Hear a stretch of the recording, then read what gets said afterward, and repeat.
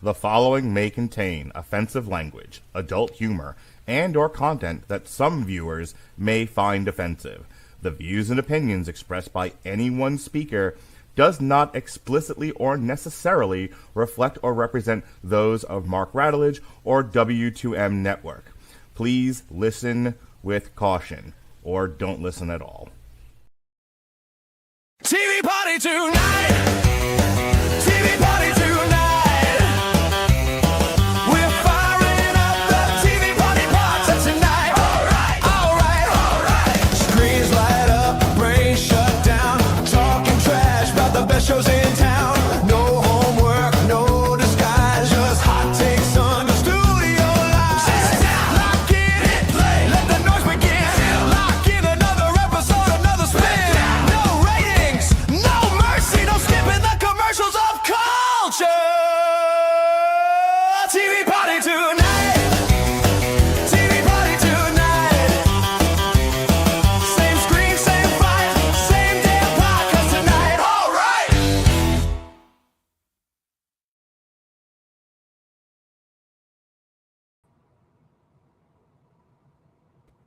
Why the heck did my are why muted. did that, yeah, why did they mute me? That's weird. You can never tell with StreamYard, I'm telling you. Ugh. Anyways, yes, take two. Hello. Good evening and welcome to TV Party Tonight. I'm your host, Alexis Hejna. Joining me, one of my regular go-tos, Mr. Jesse Starcher. Hello. Hey, Alexis, my goodness, it is a pleasure to join you on something that I did not expect to enjoy so much here and talk about it. It's gonna be fun. Because tonight we are talking about the viral sensation web series Amazing Digital Circus. This first premiered on Glitch Productions on YouTube on October 13, 2023. Created, written, and directed by a creator who only goes by Gooseworks, starring the voices of Lizzie Freeman, Alex Rochon, Michael Kovac, Amanda Hufford, Marissa Lenti, Sean Chiplock, Ashley Nichols, among others.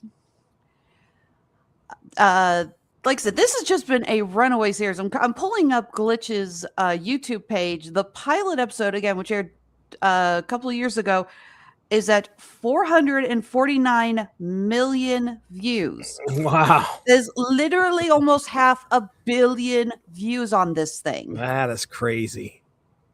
Crazy. I had no idea. Just to kind of give you an idea of where I was as far as knowing what in the world the Digital Circus, the Amazing Digital Circus was. Yeah, I had no idea it existed until you pitched it my way. And I think I told you that it was a few weeks ago. My buddy was gearing up to go watch Masters of the Universe. Mm-hmm. And he was upset because the stupid circus movie was in the big theater. And I was like, man, this thing must be really, really held in high regard to actually have a release like that, you know? Mm-hmm. So I had no idea what I was getting into. I had no idea what it was about. I knew it was animated, obviously. So, you know, I was like, oh, let's take a shot and see what we get. And I mean, the first episode's a good way to hook me in. You know, it was a neat concept. So I liked what I got. And then it kept me on for the next 9 or I wouldn't be here. Well, the synopsis is it follows a cast of 6 humans going by Pomni, Jax, Ragatha, Gangle, Kinger, and Zubul, who find themselves trapped in the titular circus. They don't know how they got there. They don't remember their names. They remember their lives before the circus, but they can't remember their names. And they are at the mercy of an AI known as Kane, who persuades them to engage in various adventures to essentially keep their minds busy, as it were. When this show first started, I thought that's kind of like all we were going to get. Like, I thought it was just going to be a bunch of silliness, these characters, and maybe a little bit of, you know, lore on the side. It transformed into much more than that, in my opinion. So the series follows these 6 humans who are stuck in the circus and trying desperately to find a way back out. As the series progresses, we learn more about their backstories, more about the characters, and more about just what is going on in the circus. The lore for this was absolutely crazy, with fan theories going haywire, people trying to figure out just how these characters had gotten in here, what their lives were like, who they were. I still remember after episode 3 premiered and Kinger mentioned that he used to work in computer science, everyone just lost their mind saying, he designed the circus. He designed the circus. Right. Yeah, they drop things as the episodes go on. They drop little bits that make you think that, okay, there is some history here. What, how does this tie into what happened to these guys? And that's obviously when an audience grabs a hold of that and just runs with it, you've got probably a good hit on your hands. This got so big that Netflix, this originally was on YouTube. Netflix picked it up and has been showing all 9 episodes. And the final episode got a theatrical release. It kind of kills me because when it first was announced it was getting into theaters, the only theater within driving distance was like almost an hour away from me. But I immediately bought tickets because I knew it was going to sell out fast. And then like a week later, it said, we're expanding. And now all the theaters in my area were showing. And I'm like, that's weird. I think I just lost Jesse. Okay. Now, hopefully he'll be back soon.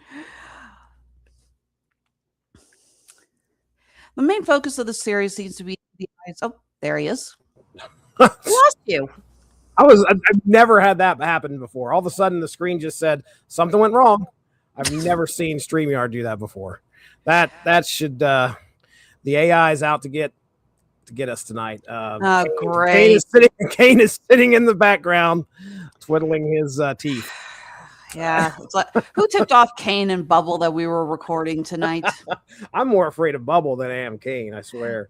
Yeah, I could see that. So most of the series takes place through the point of view of Pomni. She is our latest character who has appeared in the circus. The others have been there for a while. We find out more later on the series about what order they came in, how long they'd been there. Still haunts me how long Kinger must have been alone in the circus before Ragatha showed up. I mean, that's kind of disturbing to think about. Yeah. I mean, and a lot of this, okay, it reminds me of, and you can easily find parallels in a few Black Mirror episodes where they take a consciousness and, they do something or some kind of digital remnant of something is in there, and it can be years or simulated years. And that is very, very like it kind of bends your brain a little bit to try and put yourself in that position because you don't know how sane you will remain. And there's maybe an argument that Kinger didn't exactly remain very sane. He remained a little more sane than the others because we learned in the first episode that when you reach your breaking point, the only thing waiting for you is abstraction. Yeah, that's a weird concept. But essentially, if you, I would liken it to death, but you remain in like a state of just absolute confusion. You can't communicate in any way. At least that's your first impression, is that you just become this wild beast of a blob with eyeballs running around, and you do not represent what you were before. That's for sure. Mm-hmm. But yeah, you everybody's kind of afraid of doing that because once you abstract, first off, I think you learn that it's kind of painful because Pomni, I think, is it Pomni or Ragatha who gets her arm? No, it's Ragatha. Ragatha gets her arm like entangled into, oh my goodness, what was his name? I call him Huffmo. Yeah. Huffmo, yeah. Okay. She gets her arm entangled and she's clearly in pain. Because her whole body is glitching. Yeah, she starts to glitch a little bit, and she does say that it is pretty painful. So it's something that you want to avoid. We'll just put it that way. The design of the abstraction is so chaotic. It's just, I mean, I don't want to call it a shapeless form because there is kind of a primal form. The abstracted creatures are walking around on all fours, Yeah. but they're covered in eyes and jutting black shapes. Yeah. I mean, essentially, you talked about Ragatha glitching out. I mean, that's essentially what this is. It's just a large glitch. Mm-hmm. Like you cannot maintain your own form anymore, and you are glitched out, and you aren't able to communicate in any way, and you're trapped in your own hell. Absolutely. So do we want to go episode by episode then? Or Yeah. There's only 9 here. I mean, we can do episode by episode. I'm fine with that. Okay, so yeah, our first episode, we have Pomni showing up in the circus, being unable to remember her name, wondering, she says that she simply showed up, put a virtual reality headset on, and now she can't get it off. Yeah, like I said, that's what hooked me. I was like, "Ooh, this is a neat concept here."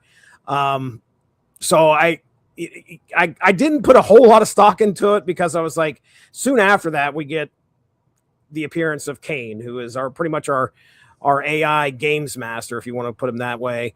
And I thought that's kind of like how these episodes were going to continue. But yeah, again, it's a neat concept to be like, okay, this person, we're stuck in the Matrix here, and this is the Matrix. It's a damn circus. Mm-hmm. There's also a lot to be said about the archetypes that each of these characters show up. Again, Pomni shows up in her form is now as a jester.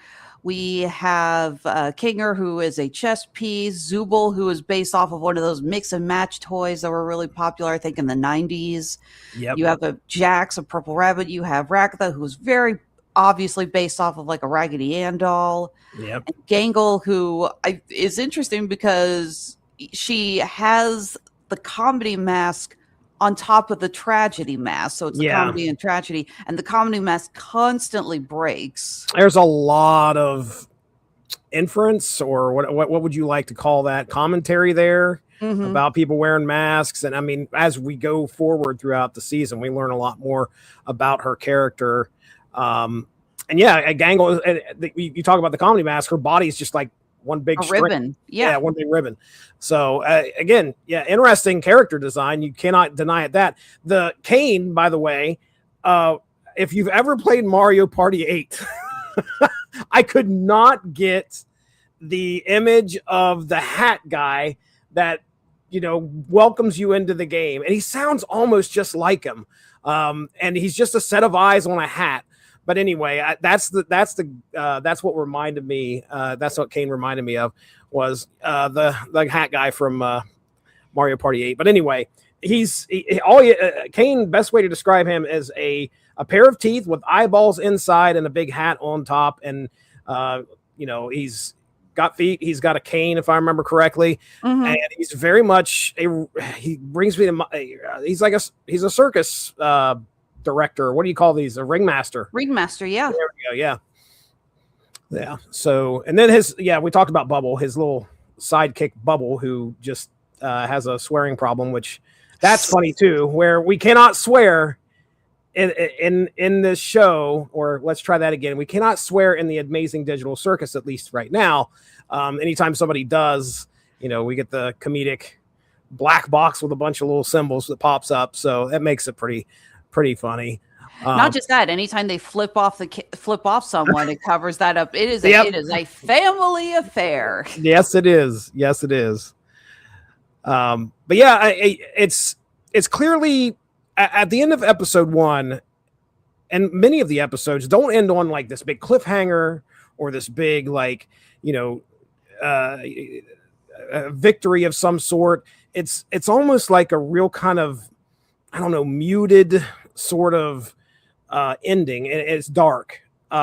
This one, if I remember correctly, like they have to put down Kaufmo. Well, not put him down. I shouldn't say that. They sent him to the cellar. And it's Kane who's just like, oh, okay, there he goes, snaps his fingers, and down to the cellar he goes. And then they have to, I don't think they have the funeral here, but they have to kind of like deal with the fact like one of their own is gone. And I think they just have like a dinner or something. Is this the one? Is at this episode, did they like have a funeral for him, or is it Funerals at the end of episode 2? okay? All right, but regardless, it's a sad ending in my opinion. I don't think it's very, it's definitely not something that makes you go, oh my goodness, I can't wait to come back to this. Am I going to be getting this every episode? It's kind of sad. But that's one thing that this show does, and I think it does well.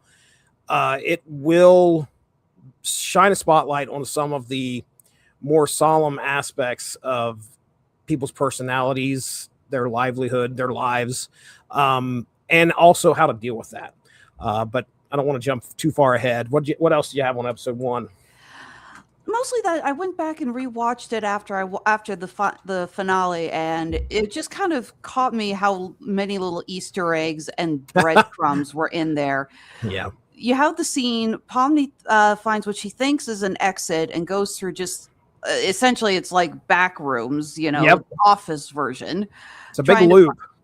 Trying to find her way out. And it's not till later on the series you realize just how important that exit actually is. Yeah. I have a theory. Like when you're seeing the door, the symbol of the exit sign and the way that it looked, I was like, you don't be going through the door.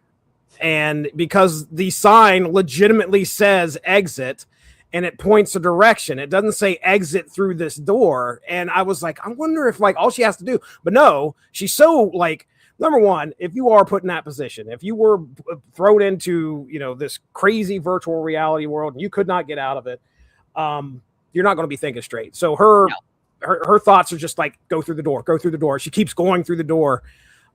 She ends up in the void, I think. And then Kane ends up grabbing her back out of there, which, again, episode 1, we were adding so much to the lore of what is going on here in this program or what's going on in the circus. And then you just get a little taste of it and you're brought right back. So a perfect way of giving the viewers something to take off with. And like I said, man, Lost did something very similar. Theories were just abound with Lost.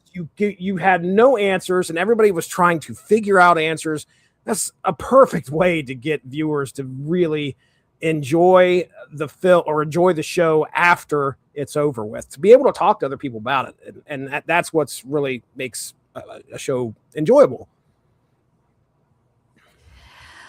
So we have that along with the in-house adventure with the Gloinks and the Gloink Queen. More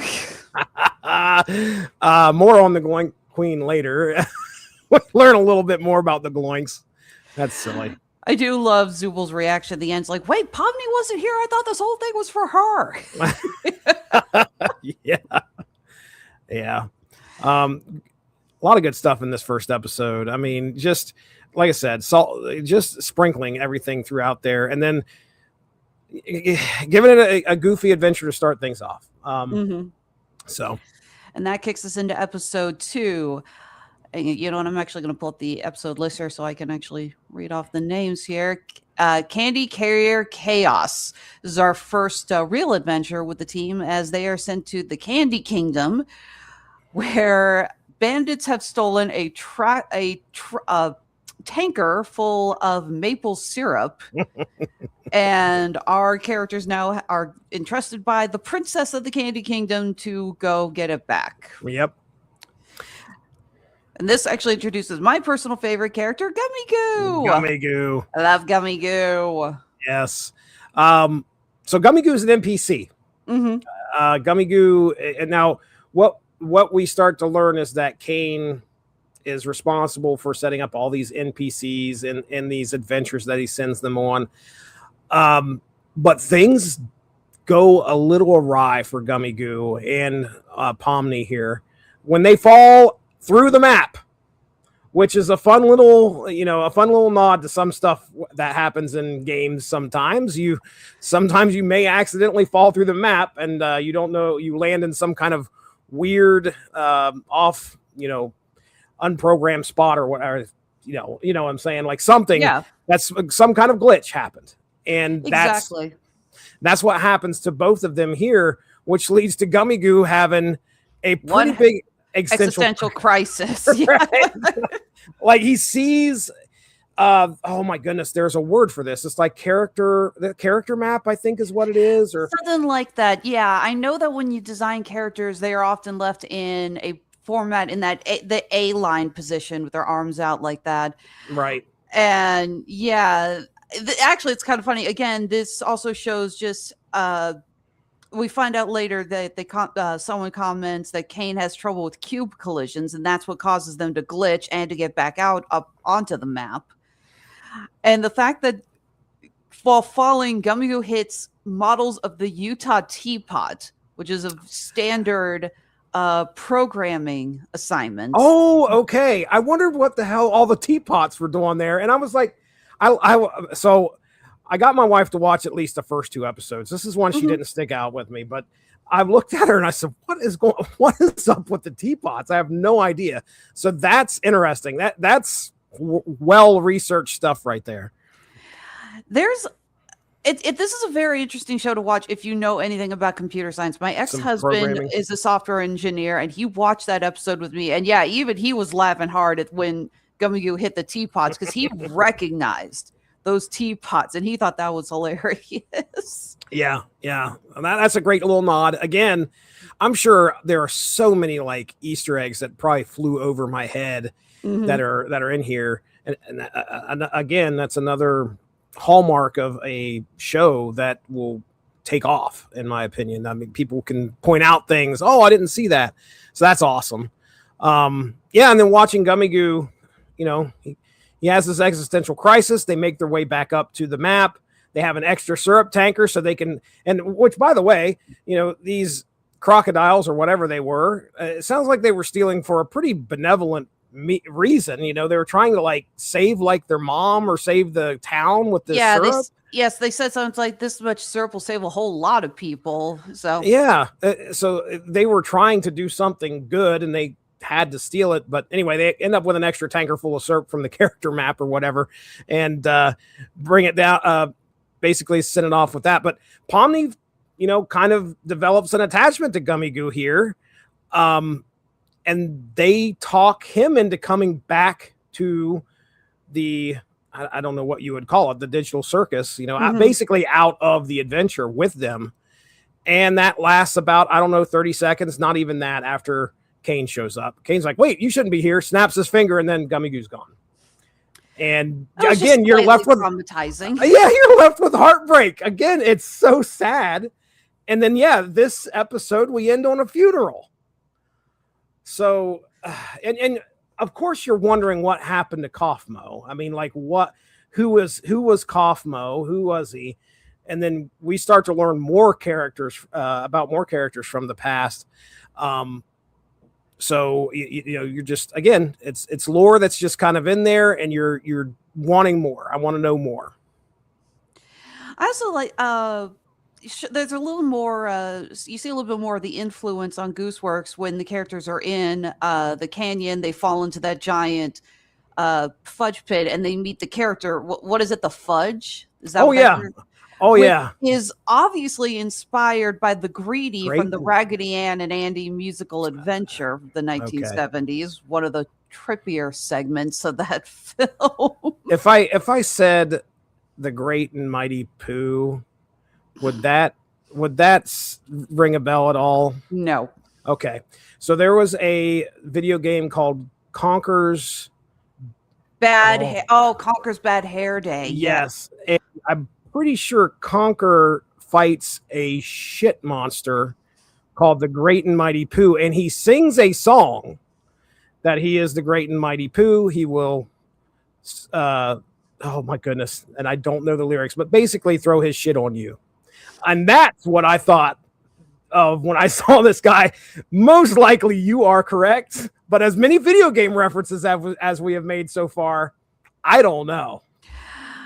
Admittedly, I know of that game. I was never allowed to play that game on my Nintendo 64. I had fairly conservative parents. I can't would not let that be played in my house. This episode ends. I'm immediately going to YouTube and I'm sending you a link. So You wouldn't believe that was a bad game. That was not a fun. Let's try it again. That was a very adult game. Yes, it is. I know, because I make keychains of that one because everyone's like, because when they saw I was started making Nintendo 64 keychains, like, do you have Conker's Bad Day? And I'm like, I can make Conker's Bad. And yeah, now I always have to have Conker's Bad Day. Conker's And it Bad just kills Fur Day. me because, like, yeah, Fur Day. Thank you, not Hair Day, Fur Day. But yeah, it just kind of makes me laugh how many people who are my age come up there, and I'm just like, your parents let you play that? I don't think I get a hold of a copy around where I live. They probably said nope, nobody was going to carry that. Oh man, but I've of course that was memed all to hell, and that's how I learned about it. So, trying to think if there's anything else in part 2. Anything else stick out to you, or I should say episode 2? I do find it interesting that we get more of Jax's development and just kind of what a psychopath he is to start off. The way he gets mad that the episode ends without any blood or guts or violence or anything. The look on his face when he sees the defeated Fudge just laying there and he goes, I'm so disappointed right now. It's like, it's kind of disturbing. Yeah. Although then you find yourself laughing when you realize he snuck the key away from Ragatha to leave the gates open. Yeah, Jax is clearly a disturbed character that I don't know. A lot of it I kind of thought was played for laughs. I didn't realize how traumatized he was, I guess, as we find out later. But I was still like, okay, this guy's, he's cutting up. He's just having a good time with things. And yeah, he's definitely got a violent side to him, but we're in the middle of a game. It's a VR simulation, whatever. So I really didn't put that much thought into it, but he could be a jerk. He was definitely a jerk sometimes. He does have my favorite line in the episode. What about us? We're one tanker away from being Augustus Glooped. The old Charlie and the Chocolate Factory. Like that was a good line. Good one. So move on to episode 3, The Mystery of Mildenhall Manor. A lot of my friends who I had so much fun introducing the show to a lot of my friends. I was like, you guys have got to check this show out. And I just told everyone, it's like, please go and watch this. And a lot of them said this is their favorite episode. Yeah. This right here, this will make you pay attention. Mm-hmm. Go ahead. Yeah, our crew is sent on another adventure. It is a horror-themed adventure at Mildenhall Manor. They have to uncover the mystery of its ghostly inhabitants. Unfortunately, they end up getting split up, with Pomni and Kinger getting dragged into the super spooky door, and the others taking the pacifist route, because apparently Kane decided to give them a little more options for choices in this. While this is also going on, Zubul, who has refused to do the last handful of adventures, is in the middle of a therapy session with Kane against their will, which opens up a lot about Zubul's character. I found it very interesting. You learn, first of all, that they're non-binary. Because you hear Cable calling out for them. It's like, I made this more mature, is the phrase used, for them. And that Zubul also suffers from I think it's body dysmorphia is the term. Well, that makes sense with the her avatar or whatever or their avatar. Yeah, that they can change out the parts, and they mentioned that they have yet to be able to find something that feels right, that the parts just don't seem to make them feel complete. Yeah, that's a great way of kind of bringing that visually, that concept of feeling that way into a visual medium. That's not an easy thing to do. Sometimes, and that was very, very revelatory. Now we're starting to get into what makes these characters, what drives some of them, what's broken in them. So yeah, we get to learn a lot about Zubul here, and this episode is, like I said, first episode. I'm like, oh, this is I'm expecting the formula to be, we're going to be on zany adventures, whatever. Hey, it's animated. All respect to the animators. Great job on first episode and the second episode. And then the third episode hits, and they're in the, it's Pomni and Kinger, and they're in that basement. The cellar, yeah. And it's the horror theme in this is great. You know, they're playing the tapes and they're listening to like this guy's journal about this thing that they killed. They see the head sitting on the wall, and you're just waiting for something to happen. And when the lights go out and all you see is their eyes, oh my God, then that thing comes alive behind them. Yes. Freaking horrifying. And I was just like, okay, you've got my attention. And I'll so probably about a month and a half ago, my TV broke. I have it was a Roku TV of some sort, and half of the TV screen went black. And legitimately, my son, I say black, it went dark. So basically, one of the LED lights behind it broke. So, mind you, we were in the middle of watching. My son is going through all the Marvel movies. We are in the middle of Thor showing up in Infinity War and just raising the battlefield. Right? And something happens to the side of the screen. I'm like, what just happened? Why is everything dark? Now we finished the movie out, and I'm like, we got to get a new TV. So I'm starting to look at some. I hadn't bought a TV in a while, and I bought what they call a oh my goodness, a QLED TV. Okay, it wasn't very expensive. But the point of it is that instead of like these larger LED lights behind that light the screen, they're much smaller, so the color is really pops. So we were able to watch Endgame, and it looked phenomenal. And let me tell you something: this show, that moment when the freaking face showed up behind them, it just jumped from the screen and looked fantastic. So if you watch this show, I absolutely want to tell you, watch it on a good TV, because the animation really, really comes alive on something that looks good.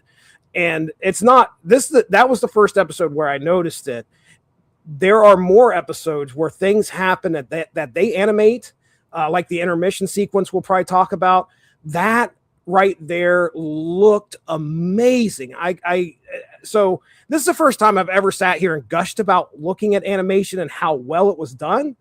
This is the show to do that for, though. I mean, because when that's like one of the selling points for this was like how everybody just loved how the animation looked when it first came out. It doesn't drop off in quality. It gets better from here, but it does. Back to the episode.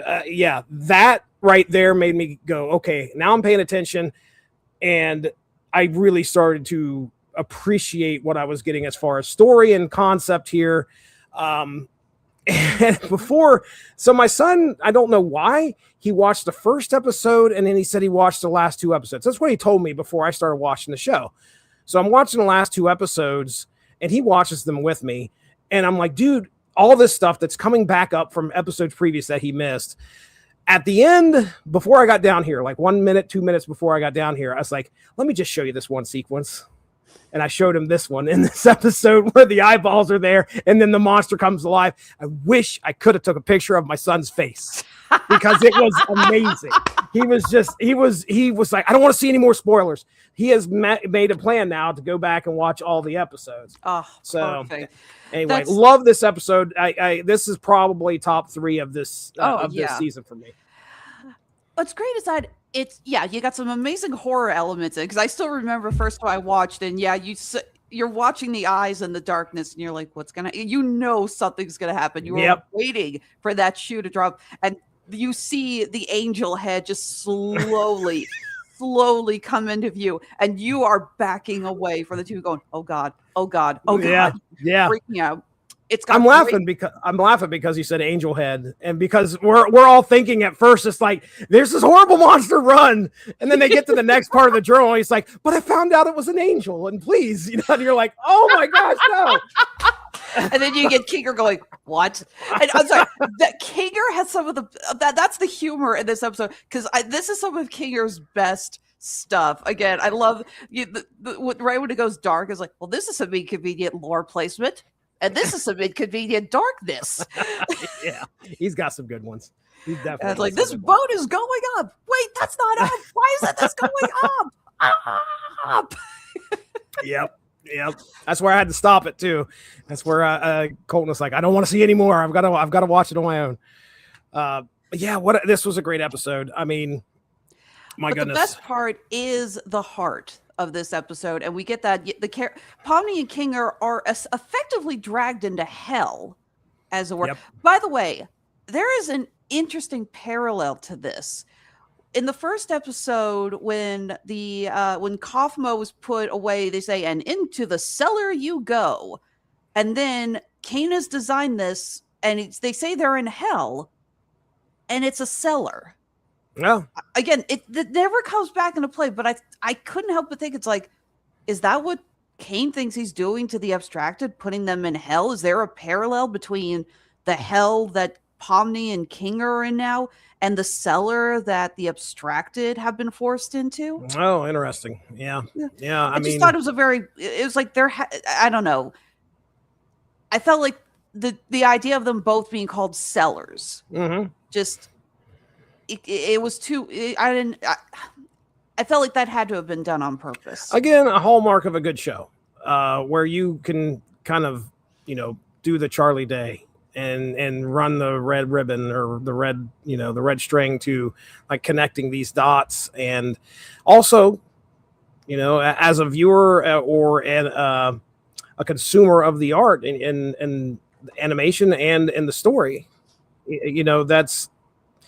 that's your personal view of it, and I think you got some, you're making a great point there. So, but yeah, you talk about Pomni and Kinger here. They have a discussion. Again, you probably remember it a little bit better than I do. I watched this one yesterday, and all I could do is dream about the horrifying face. But yeah, I remember them. All I could do was dream about what was easily a Miyazaki level moment of the piano music with our characters walking out of the cellar with Kinger glowing. Something about that was just transcendentally. It was beautiful. Yeah, it was beautiful. Yeah, I was like, I'm trying to make this sound a lot smarter than I probably am, but it was just such a gorgeous scene. And the little speech that Kinger gives to Pomni, we find out more about Kinger, that he kind of is insane, but when he's in darkness, he can think more clearly. This is why he's got his little impenetrable fortress, as he calls it, the pillows. And he's much more lucid when he talks to Pomni, and he just talks to her. It's like, you're much stronger than you realize, and the worst thing you can do to a person is make them feel like they don't belong, or they're not worthy, or something like that. And it is such a beautiful moment, especially when they figure out how to escape the cellar by holding their breath. But Pomni knows if they get out of there, Kinger's just going to go back to being insane again. Yeah, they're going to go back to the light. And she's like, you're not going to remember any of this. And Kinger has made peace with it. And he goes, I won't, but you will. And that means everything. Yeah. And again, you have this gentle piano music as they walk. And we learned earlier in the episode that whenever every character holds their breath, something different happens. Pomni starts color shifting, and Kinger starts glowing.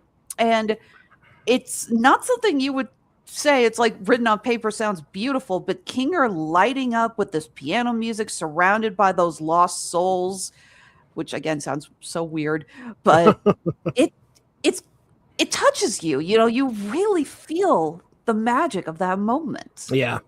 Learning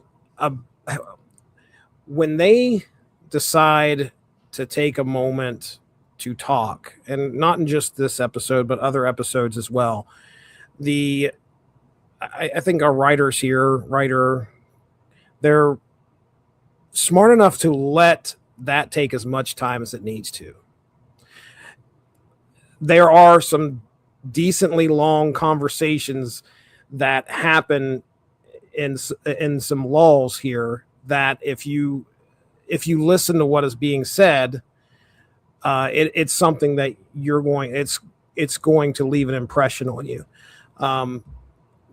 Few more moments of that happen in this season where two characters maybe get together and have a heart to heart almost. And Zubul and oh my goodness, Gangle, yeah. Oh yeah, their conversations. They have a couple more here as the season goes on. These people are learning to listen to their friends. They're also trying to figure out, obviously, how to exist in this strange world. But they also start to realize that they kind of need to work on themselves. It takes a good friend to kind of walk you through that sometimes. And this is kind of one of the first moments where I think that happens. Like Kinger sitting down and talking to Pomni like he did and having that long, a conversation with her. That friend is there to help you. And that's kind of what we get. Those are going to happen more often here as we go through the season. But yeah, good stuff, man. Episode 3, good stuff. Mm-hmm. Absolutely. And I do love that they occasionally cut back to the others, and they're apparently just having a very easy time of things. Right. And they show Jack's tied up in the wagon, and we never get an explanation for what happened. That's great. That is good stuff. Good stuff. And so let's go to episode 4, Fast Food Masquerade. A couple of different things happen here. Number 1, Gangle gets a plastic comedy mask that is not so easily breakable. Zubul found it for her, and she decides to wear that for the rest of the day. I've seen so many people wearing like paper cutout masks of the happy mask with the star and the spiral. Oh, really? Oh, everyone loves that. That's great. We find out that there is a suggestion box that the others have put suggestions in for adventures, which Kane completely forgot about. And he decides to go with the suggestion that they just have an honest, hard day's work at a fast food restaurant. Spudsies. And Zubul's not getting out of this one because Kinger decides to sit out, so Zubul's got to go and flip those burgers. Yeah, he's like, oh, you could go ahead and take my place. I'll set this one out. And they're like, that's not how this works. Too bad. Yeah, this is, my goodness, if you've worked in fast food, you're going to feel some feels when you watch this episode. That line, if you got time to lead, you got time to clean. Oh, I know a lot of people who probably wanted to throw something at the TV when they heard that, just out of reflex. Yep, I heard that one. I worked at Kentucky Fried Chicken, I think, for, gosh, when I started 17 years old all the way up to like 2021. And, I mean, that's the way it is. And you watch Gangle become the supervisor. Mm-hmm. And this is where I was like, I could kind of catch on that the mask thing meant something. Mm-hmm. But here it's very evident, she's trying to put on the happy mask, and the happy mask is clearly that it's your mask to everybody else that you're happy. This is my thing. And this one thing, being the supervisor, being the leader, trying to, lead a team, is you want that to be the one thing that you succeed at and makes you happy. But really, what's happening underneath the mask? You're miserable. Exactly. You're not happy. And I mean, I was looking at TV Time. I was going in and looking at some of the comments as I was after I'd watched the episode, and when there were a lot of people that identified with Gangle and her and their struggle, trying to, just make it and feel like they're making something of themselves when in fact it's just you're another large piece. It's hard to get past the fact that you're a large cog in a much larger machine. So it's sad. But the good thing is like at the end, when this whole day shift is over, well, the whole day, because it starts for breakfast, they do a double, as we used to say. Breakfast, lunch, and dinner. Yeah. Gangle's there from opening to closing. And then Gangle walks outside, and you could tell that, well, as the episode progresses, there's moments where you're just like, this is not fulfilling for this person at all. Like Gangle is not, as much as they're trying to seem like they're enjoying themselves or, keeping that happy face on for the team.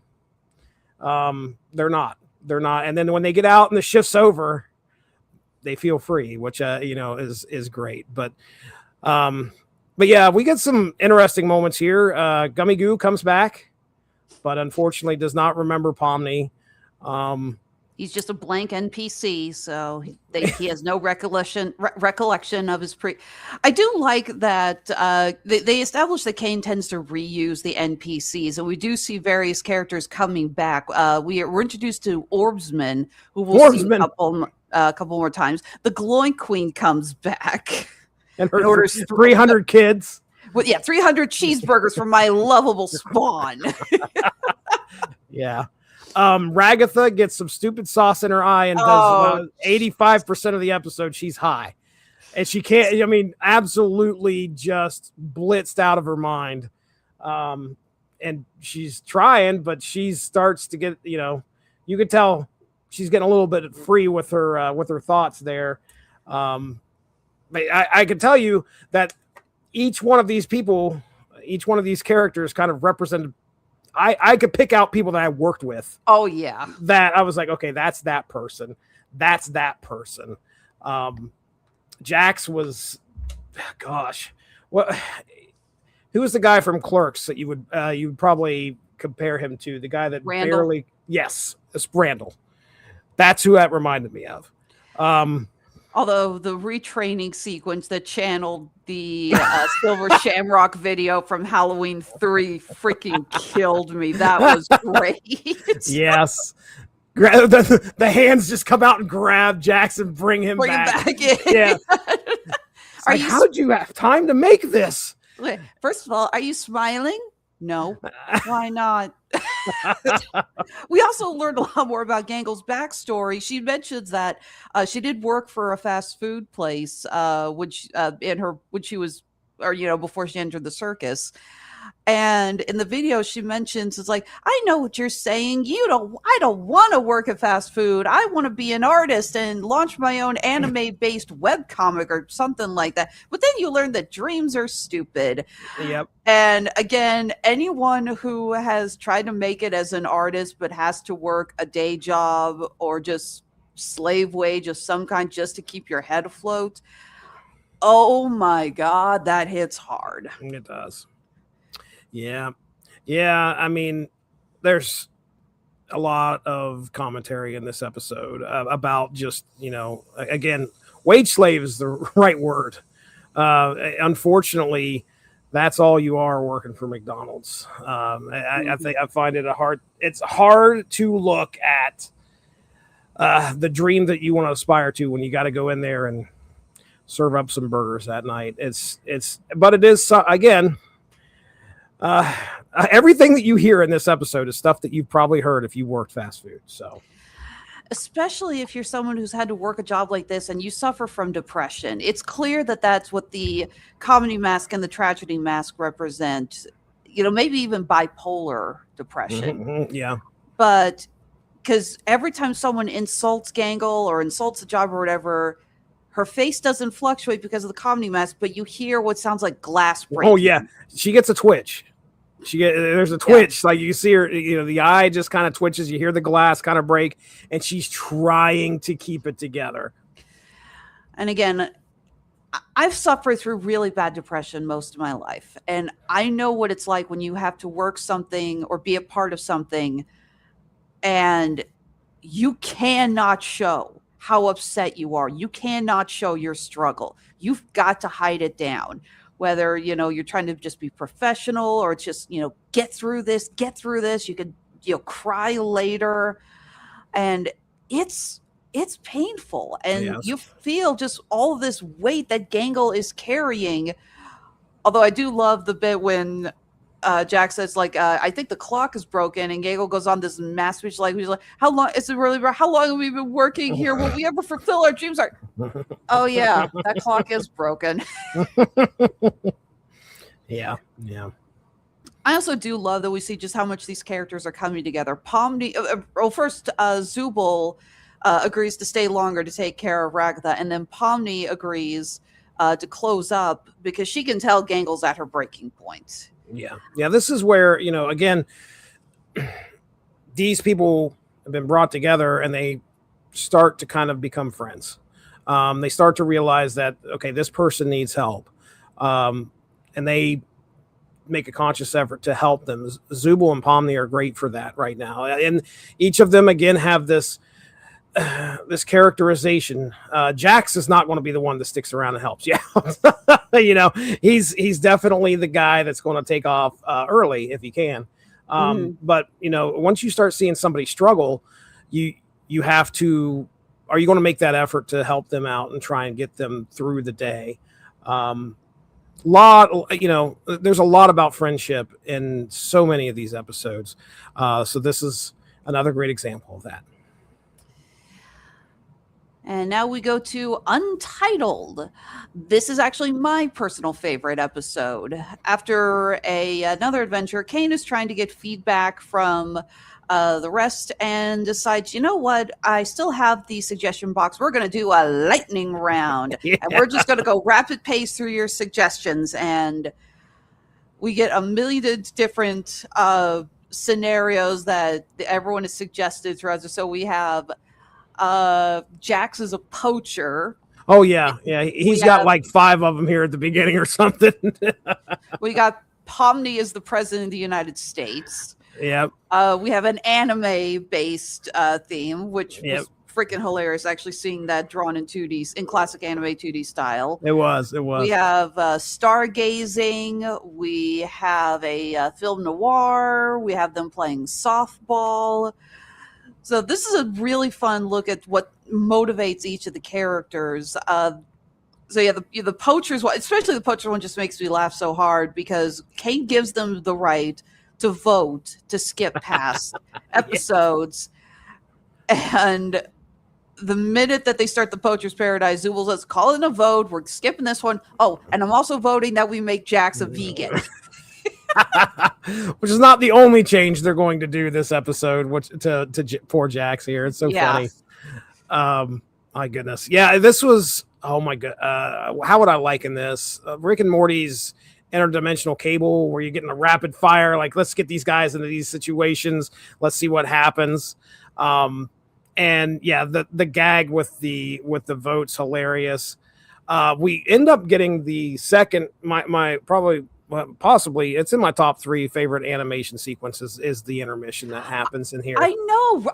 It's so weird. I don't know why the intermission is just so enjoyable. The music makes it work. The loose style of all the animation working with the music. The intermission is so pleasing. It is. To watch. It's kind of bizarre to explain, but God, I love it. Yeah.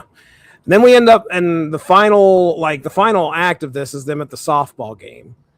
And we get the evil versions of them. And the evil version of Jax is nice. is a nice guy, which is pretty funny. But this is where Gangle didn't get an evil clone. Oh yeah, poor Gangle. Another thing to cry about too, which is just horrible. But yeah, this is where like Pomni kind of starts gravitating toward Jax a little bit. Jax, as much of a jerk as he is, there's a fun side to him that Pomni starts to kind of realize, and that's going to take off much more, I think, in the next episode. But here, Ragatha's starting to have some issues with where Pomni's going. Like, she feels like she may have failed Pomni in some way, if I remember correctly. But yeah, the evil version softball game was hilarious. Like, home runs were basically just standing around. There was no rhyme or reason as to what was going on. I don't know. Oh my goodness. This has got my favorite, my goodness. Okay. Favorite side character. Disappearing guy. Oh yeah. When disappearing guy shows up at one point, and then he shows up to do the anthem, and he gets like through like a hose, and then he disappears. Oh, so and he's going to show back up again.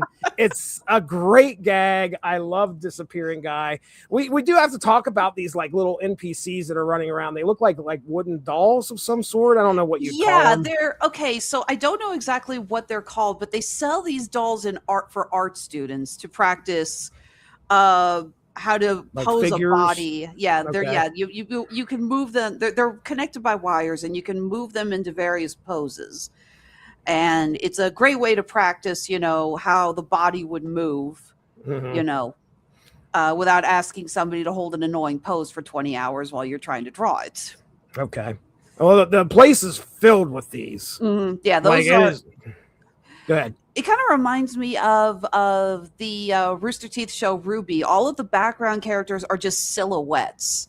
So you kind of get the idea. It's like this was a cost-cutting measure, but it also makes a whole lot of sense that they can just copy and paste all of these wooden doll effects without having to add a ton of different varieties aside from maybe a few different shades. Yeah. Well, Disappearing Guy is a version of those, which is pretty interesting. But yeah, Disappearing Guy is great. I don't know what else I got here on this episode. What do you got? I still remember the loud gasp that I uttered during the stargazing episode when Pomni asks Jax, "Do you even have any real friends?" And Ragatha goes, "Not anymore." Oh, and yeah. the look he gives her, I literally just, oh Yeah. my God, that was such a drop. Yeah. You're wondering what happened. Another thing that kind of makes you like, are we going to get an answer as to what's going on? And the good thing is that we're going to learn a lot more about Jax's past. But yeah, they're kind of, again, just kind of giving you little bits to keep you hooked as to what actually happened prior to this. And that it is important. It's very important. I will say, as we're making our way through here, one of the things that I really appreciated about the show was the continuity. I mean, we definitely had some continuity. Different characters would show back up. We talked about Gummy Goose showing back up. Disappearing Guy will show back up. So we had what was the beast again? That with the 300 kids. I cannot remember what it was called. Queen. Yes. So again, there are side characters that do stick around. They're not just there to serve a purpose of one episode and go away. They will show back up again, and I appreciate that. Again, this episode just got a lot of little in-jokes that are so funny. You have the scene of Pomni being president, and it turns out that she didn't get a brief on her character, so she just has to wing it. Yes. Yeah. What was it? This is the one where at the very end, there was this suspicious mannequin or wooden guy just kind of looking. And I was waiting for it to be Disappearing Guy again. Like I thought maybe they're going to do that gag one more time. Like he's just looking around a rock and then he disappears. But no, this guy looks and then he ducks back behind the rock. And you're like, what is that about? Again, and we're not going to find that out for another 2 episodes. Yeah, we've got to wait to figure out what's going on there.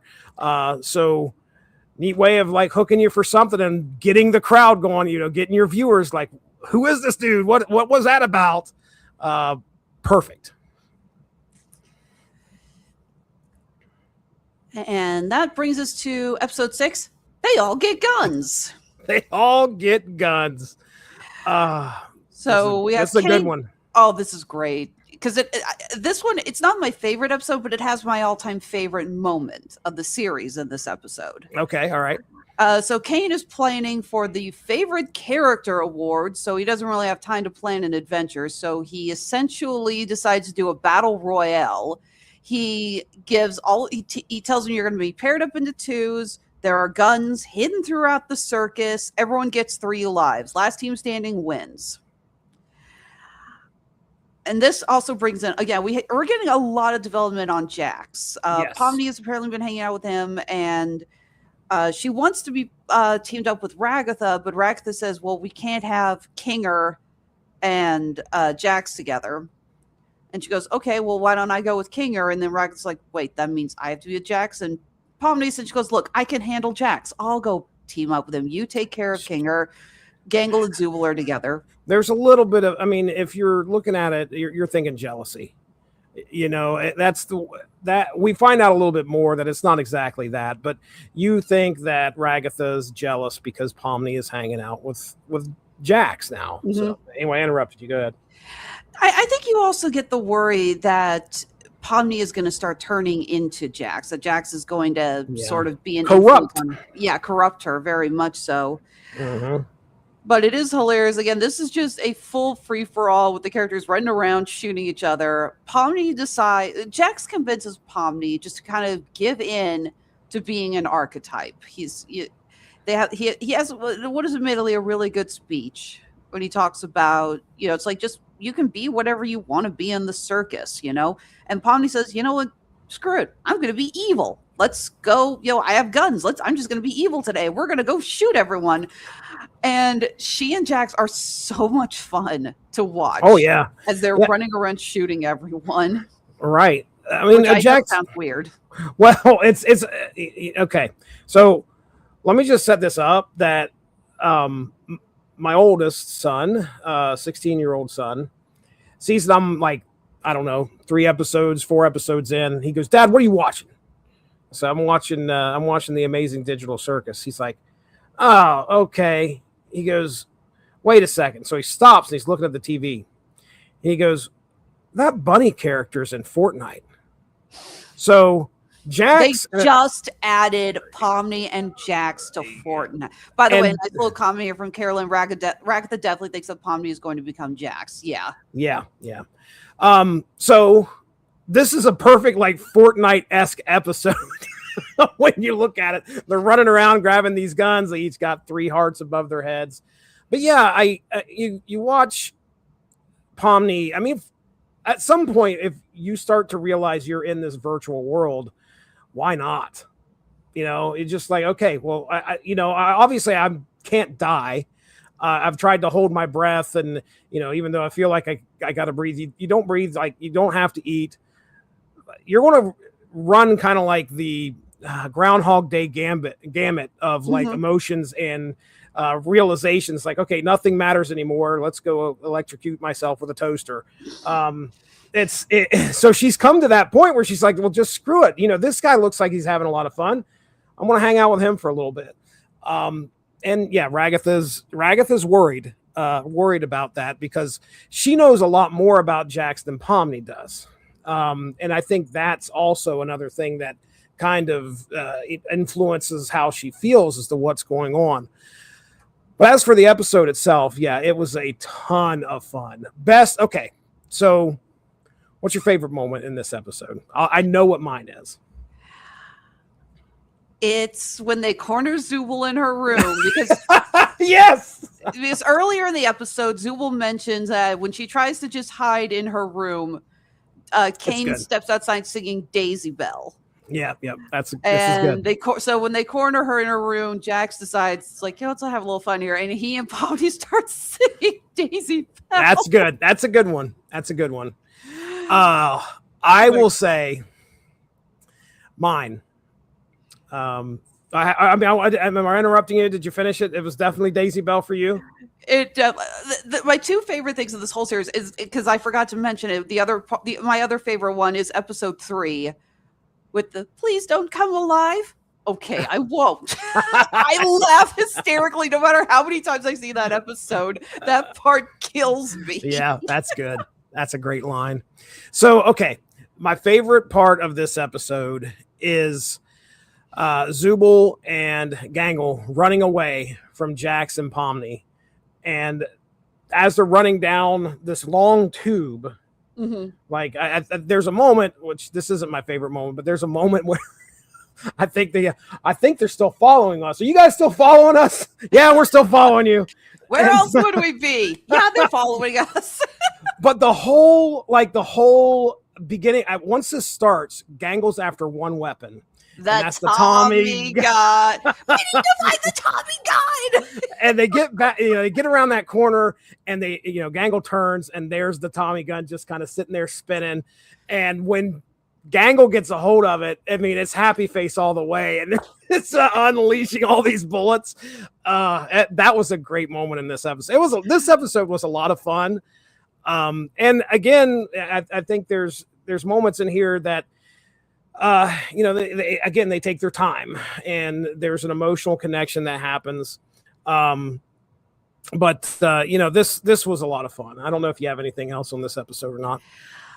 There is a lot of heart in it, but it comes in very different ways. So Kinger and Ragatha are the first ones to go out. Oh God, I love Kinger getting just like, I hope you're ready for my Ricochet super move, and he accidentally shoots him. Is this the moment? Yes. Is this the moment where he says, oh my gosh, he says something like oh crap. He says something like, I'm right behind you. Behind you, aren't I? Yeah, I'm right behind you, aren't I? Oh man. And they're once they lose, they have to go down the loser corner. That's where we have the conversations. Which is in the dark. Yep. So Kinger is more lucid, and he has because Ragatha feels like, she's worried she's alienating Pomni, and that's going to further corrupt her and turn her into the new Jax. And Kinger is like a father figure to a lot of the characters here, and he gives her a really touching speech about being there, but also being there for yourself. Mm-hmm. He's like, you can't constantly put yourself out there. You need a break. It's okay. It's like you can't just always throw yourself under the bus for Pomni.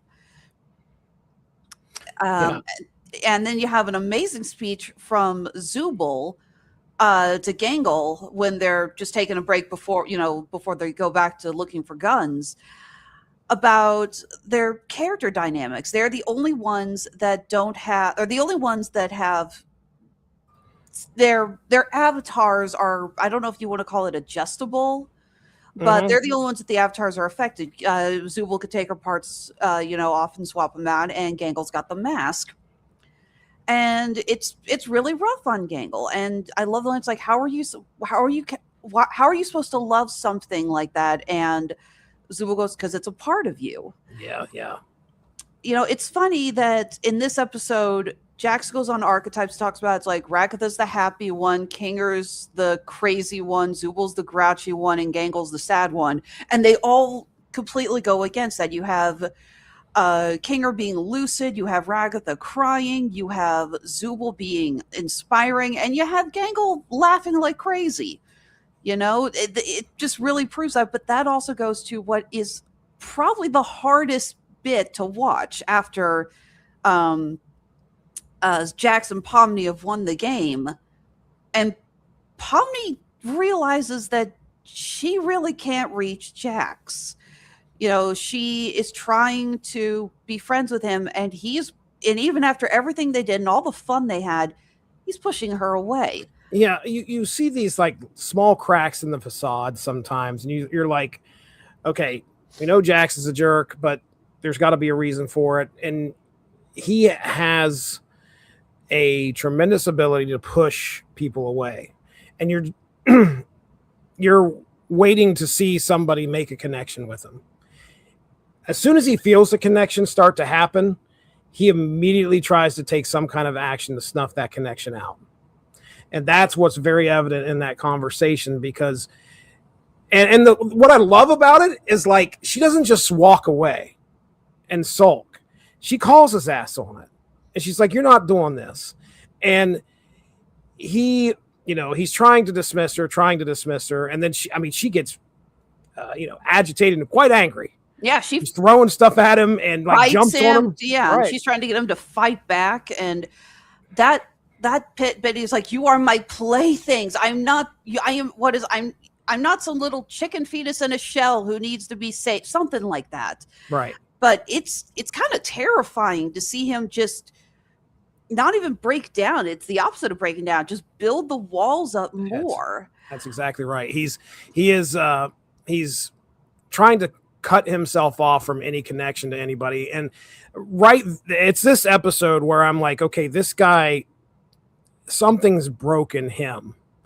And as much as Pomni very much wants to fix things. As a matter of fact, I think that happened. That is said. I think she says that in like one of the last episodes. But she wants to fix people, but not I don't think that's what's driving her here. She just wants to connect with this guy, and she thinks it's ridiculous that he's just immediately going right back into, I've played you all. I don't, and she knows that he's just trying to avoid a connection, and it's sad to watch her get so angry and him not react or at least give in. But we understand what we'll find out later is why. And of course, we had what is admittedly a very creepy post-credit scene. Kane loses the favorite character, or it goes to the joke character Ming. Good old Ming with the googly eyes. But when he pulls out, I was like, let's see how many of them actually voted for me, and none of them voted, and he starts to glitch. And that's I think that was the moment a lot of us realized something really bad is about to happen. Oh yeah. This is going to be good, because as we reach things, I wasn't expecting, and granted, I might be projecting. You know, you and I, we've had our discussions about AI, at least, you know, our jokes about AI, but I didn't realize there is going to be somewhat of a conversation about artificial intelligence, at least as we get more towards this episode, or towards the end of this season. But yeah, here you have an AI of some sort that is having an issue with, you know, the fact that people don't love him. So anyway, next up, the beach episode. This has my first clip that I showed my son after we watched this, because he didn't get a chance to watch this episode. The treasure hunt clip with the fish. I'll just go ahead and say it's a very simple clip of about 30 seconds to a minute, where we get introduced to these two fish. One who's definitely doesn't want you to get his treasure. The other is his brother, who doesn't lie. Or no way, excuse me, he does lie. I'm the one who tells, like, dude, you ruined it. It's like, it has nothing to do with the episode. It's just these two goofy looking fish. Anyway, I'm sorry. Go ahead. Apparently, those fish are inspired by a 1997 children's Christian cartoon called Gaither's Pond. Infamous for its uncanny CGI models. Interesting. Okay. Yeah. They looked goofy, and they definitely looked out of place. So very much so. So Kane tells the others that, you know what, I don't have an adventure for today. Why don't you guys go check out the grounds, you know? And there's a digital lake outside the circus tent. So the characters decide, let's go to the beach. Let's just relax. And of course, that doesn't last long when that hidden NPC looking character that we had seen at the end of episode 5 shows back up. Yeah. There's a moment where I think Pomni's like looking around, and she sees, you know, that little head sticking out from behind a rock. Mm-hmm. And sure enough, it's Abel, I think, is what the the wooden what guy he calls goes himself. by. Yeah. And yeah, we get treated to what appears to be like, okay, we're taking the gloves off. Abel's here to kind of let us know what the digital circus is, and maybe there's possibly a way to escape. Of course, before that, we have to deal with what is one of the trippier segments, but also I think one of the freakier segments, and that is Jax clearly almost abstracting. Oh, yeah. That whole sequence of him laying in bed, and then you got the fractal design. And at first I was just thinking, what's going on? But then when he wakes up, when the doorbell rings, and you look, his eyes are flashing colors, and you realize that's what happened. That's what happened to the eyes in the abstracted characters. And I just remember forgetting, like, oh my God. Because I honestly thought he was going to abstract at the end of the They All Get Guns when he's having that panic attack in the bathroom.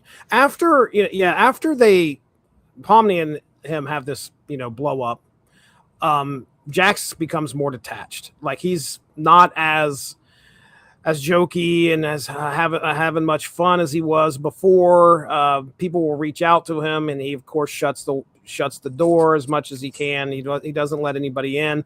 There's a conversation I think Zubul has with him. And yeah, as he's making his way, obviously these guys are having a good day at the beach. he doesn't want to be a part of it. So he makes his way back to his room. Is this where he passes by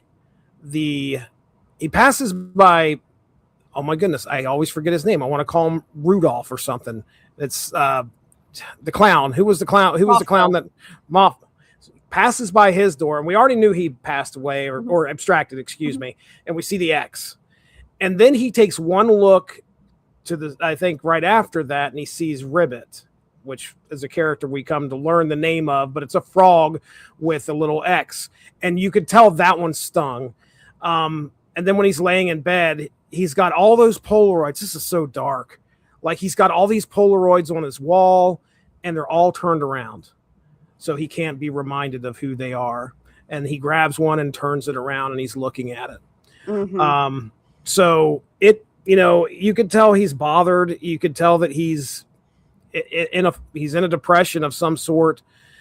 He feels like he has to be away from the group. He's not somebody that hurts people on purpose. He's somebody that realizes he's hurting them, and then feels tremendously, I think, guilty about it. Although he will never show you that on the end in any way. He doesn't want you to understand that he feels bad about how he's making other people feel. But he'll go to his room and he'll, I think he definitely feels bad in some way. But yeah, and then he starts looking at obviously some of the stuff that happened. We get an idea of that something happened in the past between him and these people. And we've been getting clues all season so far, but yeah, it's not looking good for Jax. Definitely. So Pomni shows up with this NPC who says he's not an NPC, says that he is another human who's just kind of been lost into the background because the form he was chosen is a blank mannequin doll. So Kane just kind of lost track of him. Kane doesn't know he's actually an actual human player, supposedly. And says, I think I know a way for us to get out of there. And he talks to them about the idea of CNA and these humans being plugged into pods. And Jax is all ready to not trust. He says, what's going to happen when we get through with this? We're going to do everything you say. And then Kane's going to pop out and go, congratulations on beating the Escape the Circus adventure or something like that.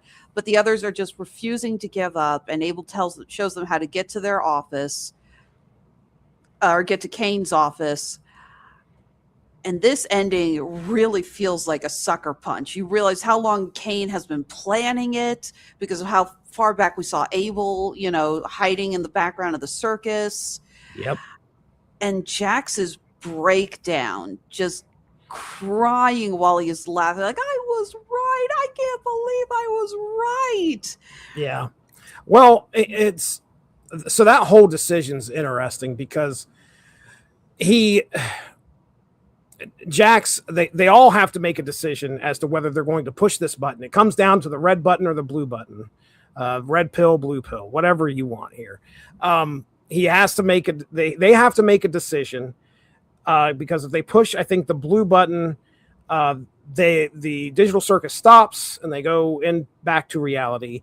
The red button, if they push the red button, and I could be getting this backwards, but if they push the red button, they stay in the Digital Circus. Mm-hmm. And so, of course, the big question is who's going to push the button and which button are they going to push? Everybody's like, well, clearly we're going to push the one that ends this thing. And I think Pomni gets the idea of trying to get Kinger to make a decision. Nobody is, behind that because he's not exactly in his right mind usually.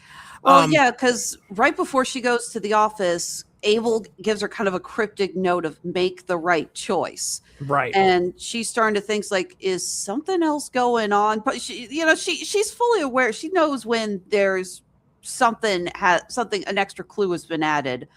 And she's really worried. It's like that Abel was giving her a hint that this is not what it seems. Yeah. And she's really worried. It's like, are we supposed to press the blue button? Is this really what we're supposed to do? And yeah, Jax has a breakdown and hits the red button. Right.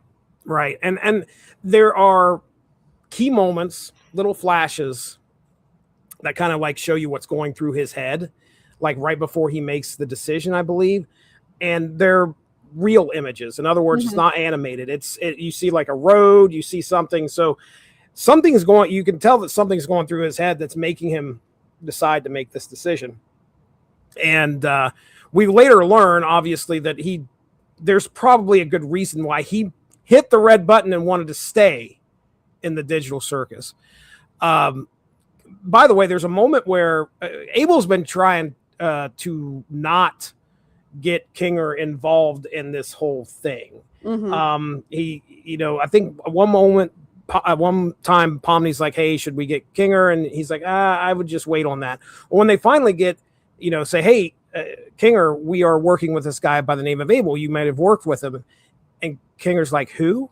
So right there, we find out shortly after the button is pushed that yes, this was all certainly a test by Kane. Kane shows up, and this was all a ruse. Go ahead. Yeah, Kinger said, it's like, escape the circus. That can't be right. And again, you realize he is becoming more lucid. Again, this show is fascinating to rewatch after you watch the ending and you know how things are going to go, because you realize all of these clues that Gooseworks put in that you didn't pick up on, and you watch it and you go, oh my God, I get it now. Yeah. It's one of those that are rewatchable and more enjoyable the second time sometimes. This this thing gets, I'm just looking at some of the stuff that happened in here. This gets a 9.5 on IMDb. This episode really hits. And yeah, you're right. Jack's just completely, this has tipped him over the edge, I think. Definitely. And not to mention, this is kind of the breaking point for most of the other characters. When they realize that they have been led this far, that they thought they were going to get out, and the realization that Kane has been lying to them. When Jax points out, you say you can't mess with our minds, but, you have been messing with our minds, clearly. Yep. So there's a lot that they know Kane is not telling them, and they're furious.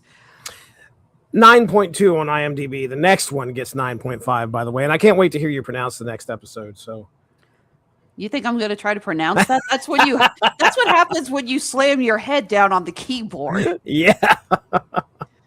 Yes, indeed. Yeah. Something like that. Picks up. Well, it does pick up right after the last one, but we get a little more backstory. We see this, I thought, was fascinating, as we see what is clearly the birth of Kane from a computer not abstraction as in, the others, but more the literal term of abstract design, how Kane came to be as an AI, absorbing the second AI and using the power to build the circus. We see Kinger with the first group of programmers who were put in there, including the guy who we find out his name's Scratch, who was pretty much the main one who built the circus. We get to meet Queenie, Kinger's wife, for the first time, and it's kind of heartbreaking when they suddenly realize who each other are, that it's their husband and wife. They didn't realize it at first because they can't recognize each other. And they don't remember each other's names. Right. Sad. Yeah, it's like, how would you feel realizing you're talking to your wife and then realizing you can't remember her name or anything about her? Yeah. And our crew here has to try and figure out just how to deal with what's happened. We get a lot. This is where we get a little reveal here, right? Like we start to understand, or no, things start to collapse at the end. This is where they make their gambit to end the Digital Circus, because I'm trying to remember here exactly. Like Kinger is the one that comes up with a great idea. This is where they put the bucket on Kinger's head and they're like, give it a minute. And then it clicked to me. I was like, yeah, every time he's been lucid, it's been dark. So this is where they finally start figuring out, like, okay, how do we do this? How do we take them out? But anyway, I interrupted you. Did you have other things there? Well, because yeah, so the others are they've hit their breaking point, but Pomni says, guys, we're never going to leave the circus. We've got to Yeah. quit trying. We have to just make peace and be there for each other. And lo and behold, that is when Kane reaches his breaking point and decides that he's tired of being nice to the humans because they're never going to respect him. Yeah. And he goes full evil, and we get a villain song that I'm putting this on the table. Who's running the show is up there with some of the best Disney villain songs of all time. Isn't too often that we get together and discuss animation without some music. Mm-hmm. And I don't know, was there any other points in this show where we got a little bit of a tune? I can't remember, like, if any characters sung at all. When this hit, though, yeah, it was good because he lays some things out there and how things are going to be. And yes, it's definitely a villain overture. I do love the line, don't need to scream if you ain't got a mouth. Because this was obviously very much inspired on the sci-fi classic, I Have No Mouth and I Must Scream. So my son said, again, my boy watched the first episode and the last two episodes with me, and now he's going to go back and watch the middle. I don't know what these kids do these days. However, the boy also watched a YouTube episode that said that this is what this is based on. So I need a little bit of an explanation because I have no idea what that is. It's obviously by the title, it sounds horrifying. Very much so. It's a Harlan Ellison story about the last few humans in the world who are being kept alive by a sentient computer who tortures them every day but refuses to let them die.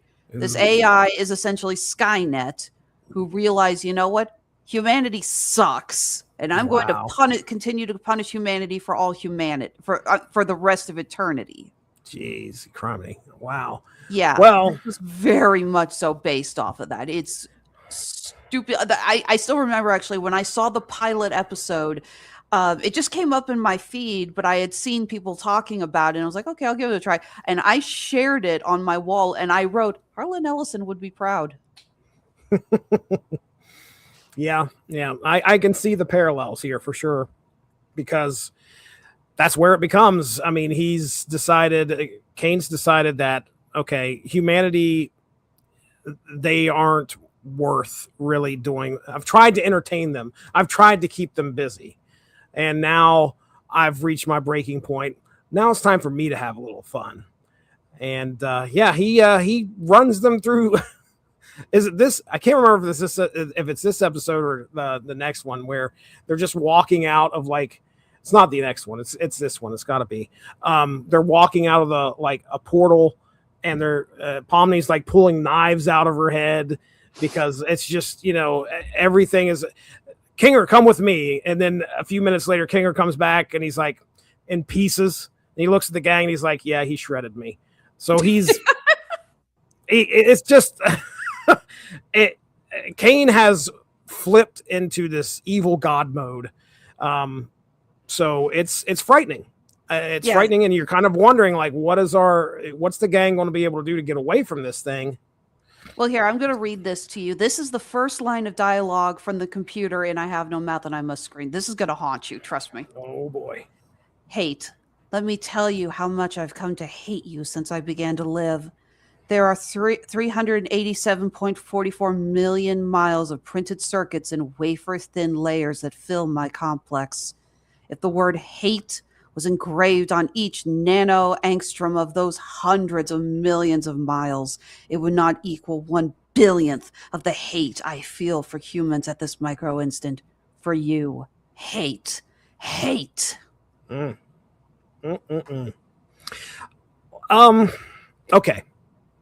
Real question. Do you think that there is a possibility on the path that we are on right now in regards to how AI is developing? Do you think that there is a situation where we could end up, serving an AI overlord? And I have no judgment here. I was going to say, you are aware that your nickname in the chat is Skynet's Advanced Scout, right? I do, as a matter of fact. Look, it has become clear that society is not ready to bow down to AI. And a lot of people are fighting against data centers. They don't like seeing their resources, the water, the electricity, everything being put out to these things that are creating generative AI. I'd like to hope that we are fighting against stuff like that. I like to think that, we see votes that overwhelmingly say, no, we don't want you building data centers in our communities. But I also know that the upper class have been very reckless with creating AI. I mean, I still laugh hysterically that Elon Musk created an AI that openly called him a fraud. Yeah.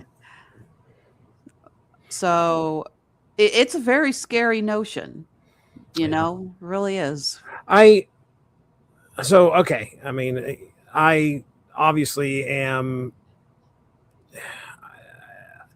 I see the benefits, but I do believe that there could come a similar moment that, is kind of like in this show. I wouldn't say that, we're all going to be like in a simulation or something like that. We're not going to be matrixed or whatever you want to call it. But I do think that at some point there is going to be an artificial intelligence that makes a decision that, my gosh, it's been represented in so many films. Mr. Smith, what does he say? You are a virus. Mm-hmm. It's not too hard to really kind of look at humanity and go, okay, these writers who have envisioned what AI would say about us are not too far off. I do worry about the amount of people that use ChatGPT and whatnot as substitutions for real world actual thinking. Yeah, well, just for real world, opinions. How many articles have been printed about people who are using ChatGPT for their therapist? Oh, yeah. That's terrifying. Yeah. It's, but again, I see the other side of the argument of like, I would rather talk to something that can't judge me and get an opinion that I could determine whether, okay, if I should listen to that or not. Now, the problem is that most people aren't too, discernible. They're not going to make that decision. They're going to think what they're reading is what is correct and how, mm-hmm. they're going to believe that opinion. I took this into the real world just because, I started to see as we got toward this episode and the next episode, how like there is a bit of a commentary here about artificial intelligence and what the dangers are of that and how things could go awry. There's a lot of talk about alignment. When you look at the different language models that are out there, such as Claude or ChatGPT or Grok. Grok is the one that you're talking about that Elon Musk came up with. And mm-hmm.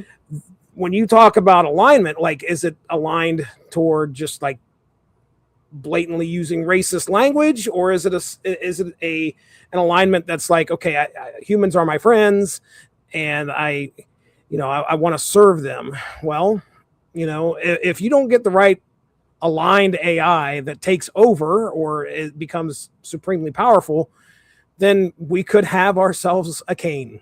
It could very well happen. Somebody that gets tired, an AI that gets tired of us and decides humanity is not worth it. I'm going to have my fun with it now. So back to the show. Sorry. Because, that's what we see with the birth of Cain. They fed it imagery about the real world, but they didn't like what it was producing out. So they locked it away and created a new one. And the AI said, you're not locking me away. Mm-hmm. You're not doing that to me. And they broke free and absorbed the new one. Yep. Scary stuff.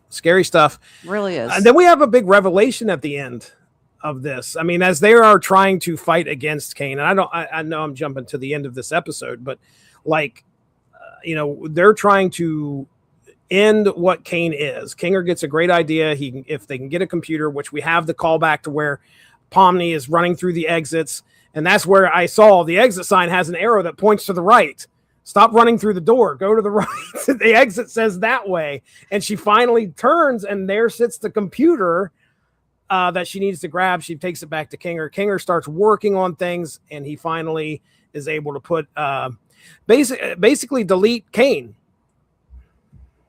And Again, Kane that was such a revelation when the exit door appears and you realize Pomni manifested that in the very first episode by just wanting it that badly. Yep. That just blew my mind how the little grains that were laid out. When this episode premiered, Sean Comer, who was supposed to join us tonight, poor guy's sick. He's got a virus. He called me earlier. His voice sounds terrible. So Sean, hope you feel better soon, man. Yeah, definitely. But yeah, he came over and watched the premiere of this episode with me. And when the exit door pulled up, we were like, oh, the computer, of course, you know.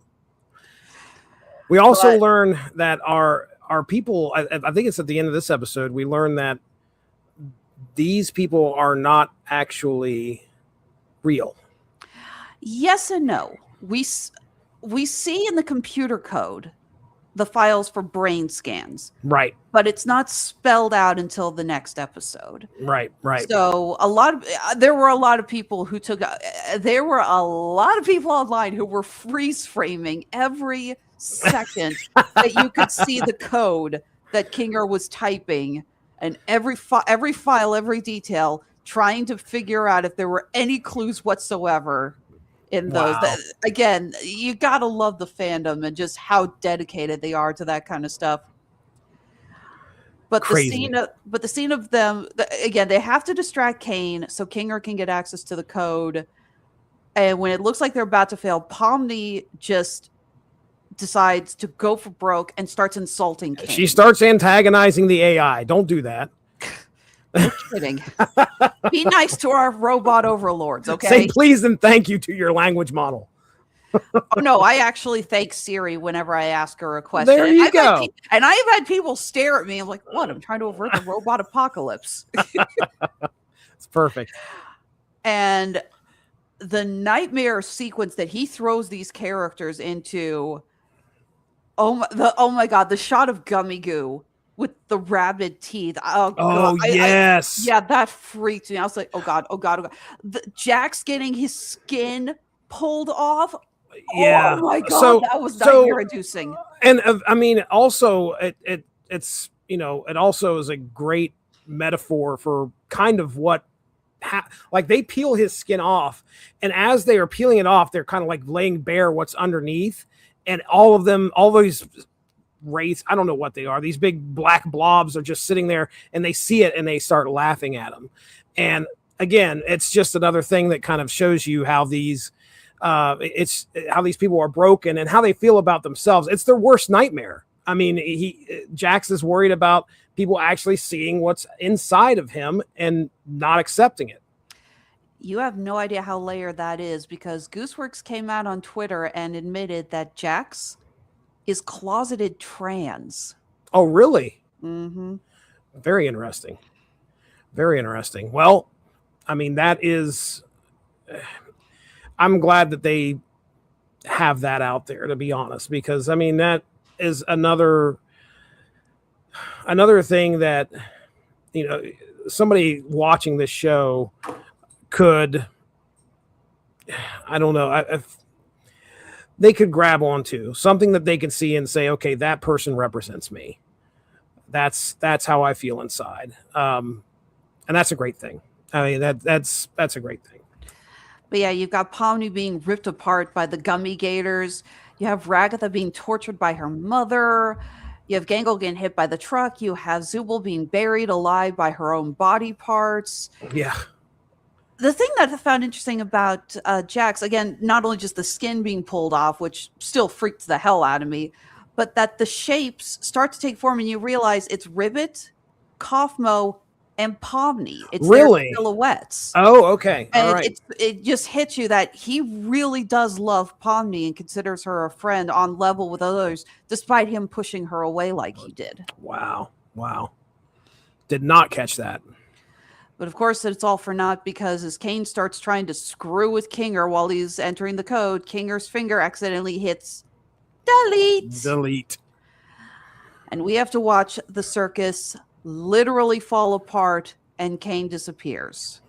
So when you get into when you went to the theater was only this last hour episode, or was it the last two? The last two. Okay. Because I was running late and I came in right as Queenie abstracted. Okay. All right. So in the theater experience is these last two episodes. It's about an hour and a half then. Mm-hmm. Okay. All the right. theater was filled with people cosplaying as the characters. It was so much fun. Wonderful. Awesome. And that takes us to the finale, Remember, where Kane is gone, the circus is in shambles, and Kinger tells them that he found the file labeled brain scans. Yeah. They are not technically human, and they can't ever leave the circus. That's horrifying.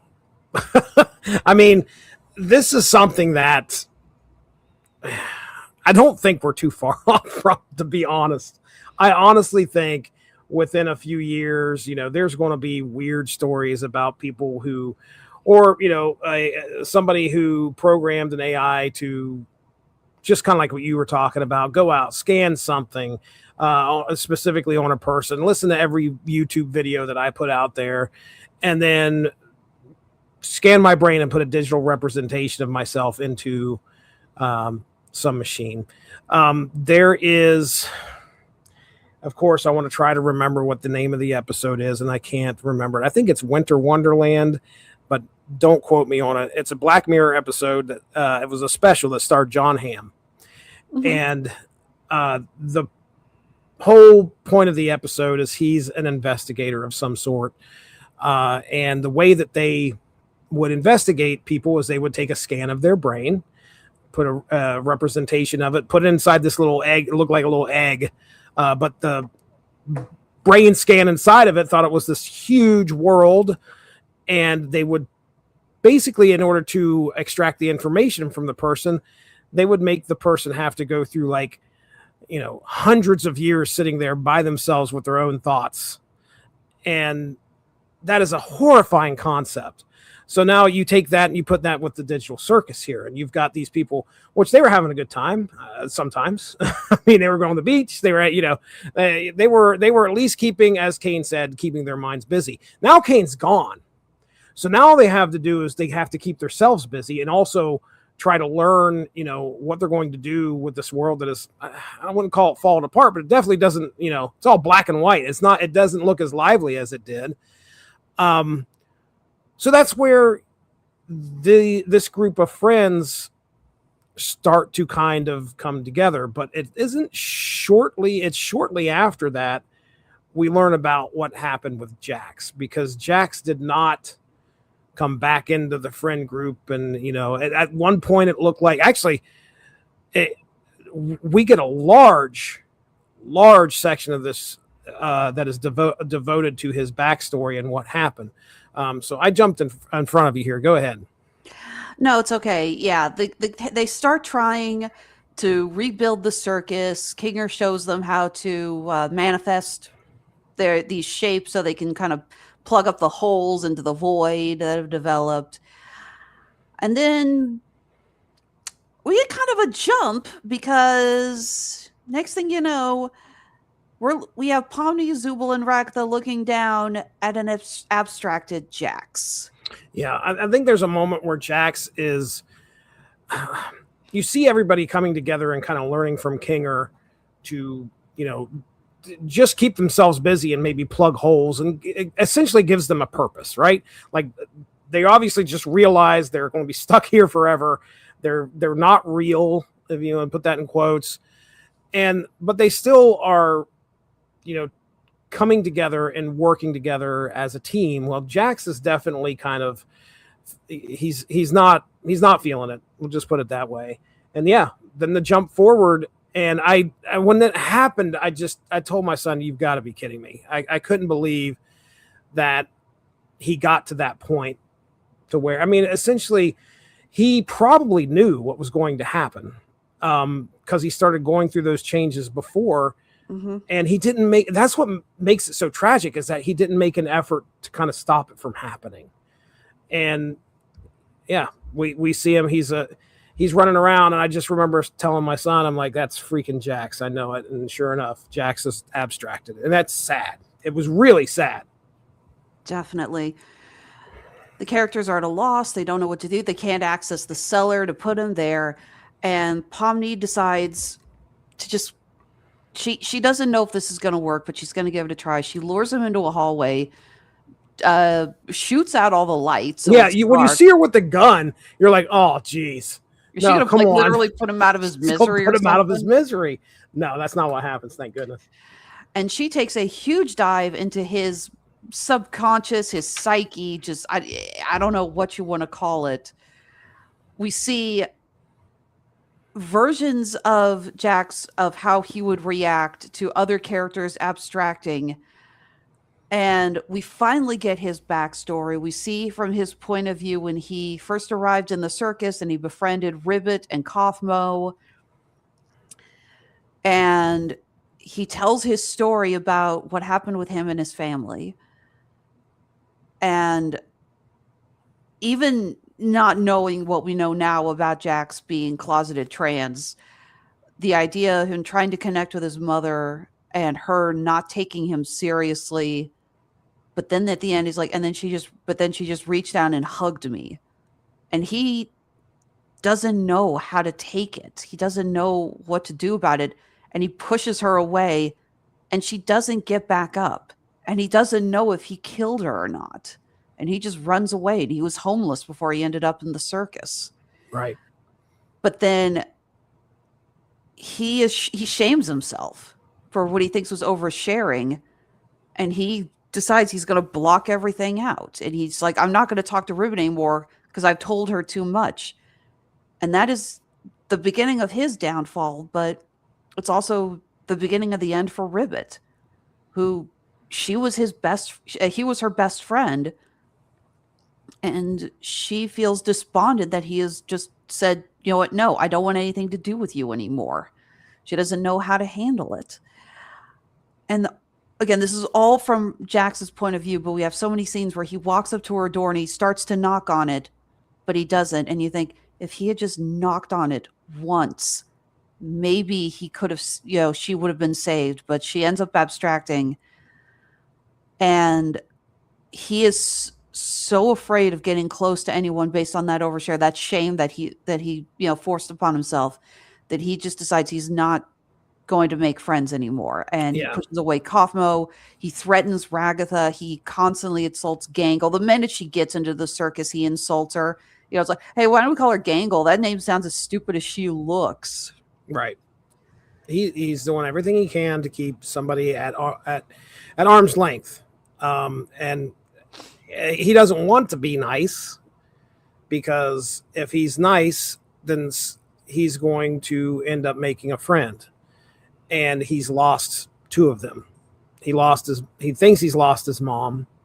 And when you really dig deep into this, I mean, he believes he killed his mom after she finally showed him some affection.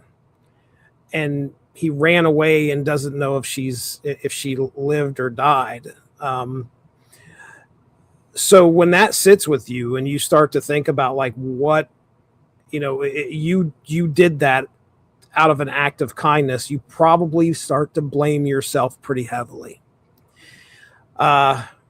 He makes a friend in the amazing Digital Circus in Ribbit. And my gosh, I mean, you start to watch these three. They're such pals. They're having a good time. They're trying to make the best of the situation that they're in. And he becomes close with Ribbit. And yeah, he definitely felt he overshared, but I think, again, it's a situation where he became vulnerable. And when somebody possibly saw that vulnerability, Kaufmo essentially is the one that I don't think he had a problem with sharing with Ribbit until Kaufmo intervened. When he knocked on the door and he realized all of a sudden, he's exposed his heart, and he probably felt that he shouldn't have done that.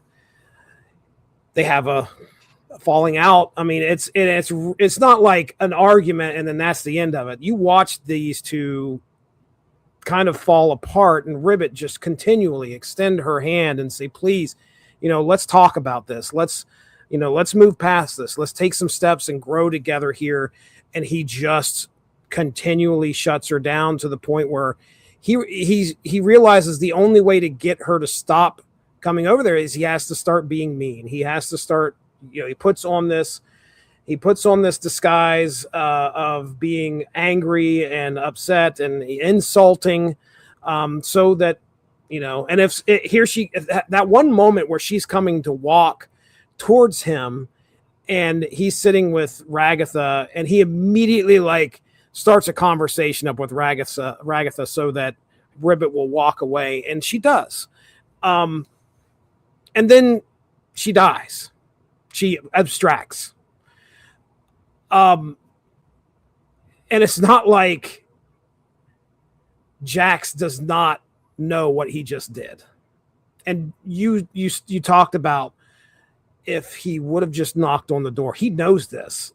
This lives inside of him, and he is extremely, guilt-ridden because he had that opportunity. And I know that there's plenty of people out there that have experienced and thought this stuff over and over in their head in their own lives. If they could have just reached out to this one person, they could either still remain friends. They could still be here with us. Well, Jax has to live with that. And then it doesn't stop there. I mean, that is his closest friend. And then we kind of end up where the beginning of this show starts. With Kaufmo. And you watch them go from being great friends, and Kaufmo's kind of like, after Ribbit abstracts, he's like, hey, I know we haven't been the greatest pals, but if you want to talk. And again, Jax can't help himself. He doesn't want to talk to he doesn't want to befriend anybody, because everybody that's either showed him affection or he's bared his soul to, he has somehow potentially killed. Or at least change them in some way, and he doesn't want to do it anymore. So now we finally understand why he is the way that he is. And then there's the moment that Pomni has with him. But go ahead. It really calls to what trauma does to you. Jax was traumatized by his parents. His father was not a good person and left, and his mother didn't know how to deal. She took her aggression out on him, and he didn't know how to properly deal with it. So he carried that trauma, and he had nothing else to do. So he pushed that trauma onto others. And trauma is not an excuse, but it really does show just what happens when you're unable to deal with things like this. Right. And most of this episode, you're kind of blaming, or not this episode, I should say this season, up to this episode, you really have a dislike of Jax, but you do start to see him distance himself, and you're thinking, well, he's got a lot he's got to work on. And then he doesn't work on it. He essentially subtracts himself from the group and then abstracts to where, he's kind of gone. He's unable to communicate this stuff with them anymore. So yeah. I mean, it's sad. It's really sad to kind of see what all led to this. And, the fact that he's abstracted, but Pomni's trying to take some effort here. She's able to see this inside of him. And again, she is going through, I'm sure, a great deal of pain just trying to reach him in some way. And Especially since we learned in the first episode, she's holding onto him in his abstracted form. We know that corrupts the data that creates their bodies. So she's going to be in physical pain for a while. I mean, you remember how bad Ragatha had it after she got attacked by Kaufmo. And we see that she's glitching out like crazy when they pull her out. It's like, that cannot feel good. No. But that moment when she comes up behind him and hugs him, and he's just self-wallowing, and why does anybody care about me? But she grabs him and hugs him, and then there's this horrifying moment where he's yelling. I think he's saying something like, "I don't want to go." I started crying hard in the theater at that moment. Yeah, that's bad. It was really bad. And unfortunately, it doesn't look like there's any way. I've seen a lot of theories about whether or not abstraction is reversible and whether they can do something about it. I don't know if it is, but it looks like they can't really do anything. But before things get too bad, the others pull Pomni out, and they create a makeshift tent, a circus tent in the circus tent for Jax to go into, because the darkness does calm them down. And Goose actually released a piece of artwork showing Pomni having kind of a picnic lunch with Jax's abstracted form. Oh, that's cool. Yeah. Just the idea that even if Jax is never able to return back to normal, even if there is no undoing, she has never given up on him. That's great. And she continues to be his friend, even if, he's stuck in this broken form. She is never abandoning him. And that's when we get the next revelation, because when this happened, someone in the theater actually screamed. We find out that Kane is still alive. Oh, boy. Yes. I'm not joking. Somebody actually shouted, "Oh, my God!" And then the pause, and she goes, "Sorry." Perfect.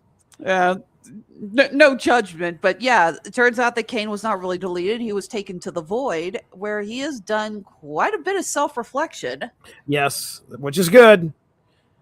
That's what we want our AI to do. Is we wanted it to actually think about what it's done. Stand in the corner and think about what you've done. Go into the void and contemplate your existence. See what you could do to better. Now, see, this is where a lot of this show is about these characters coming in and leaving better than what they were.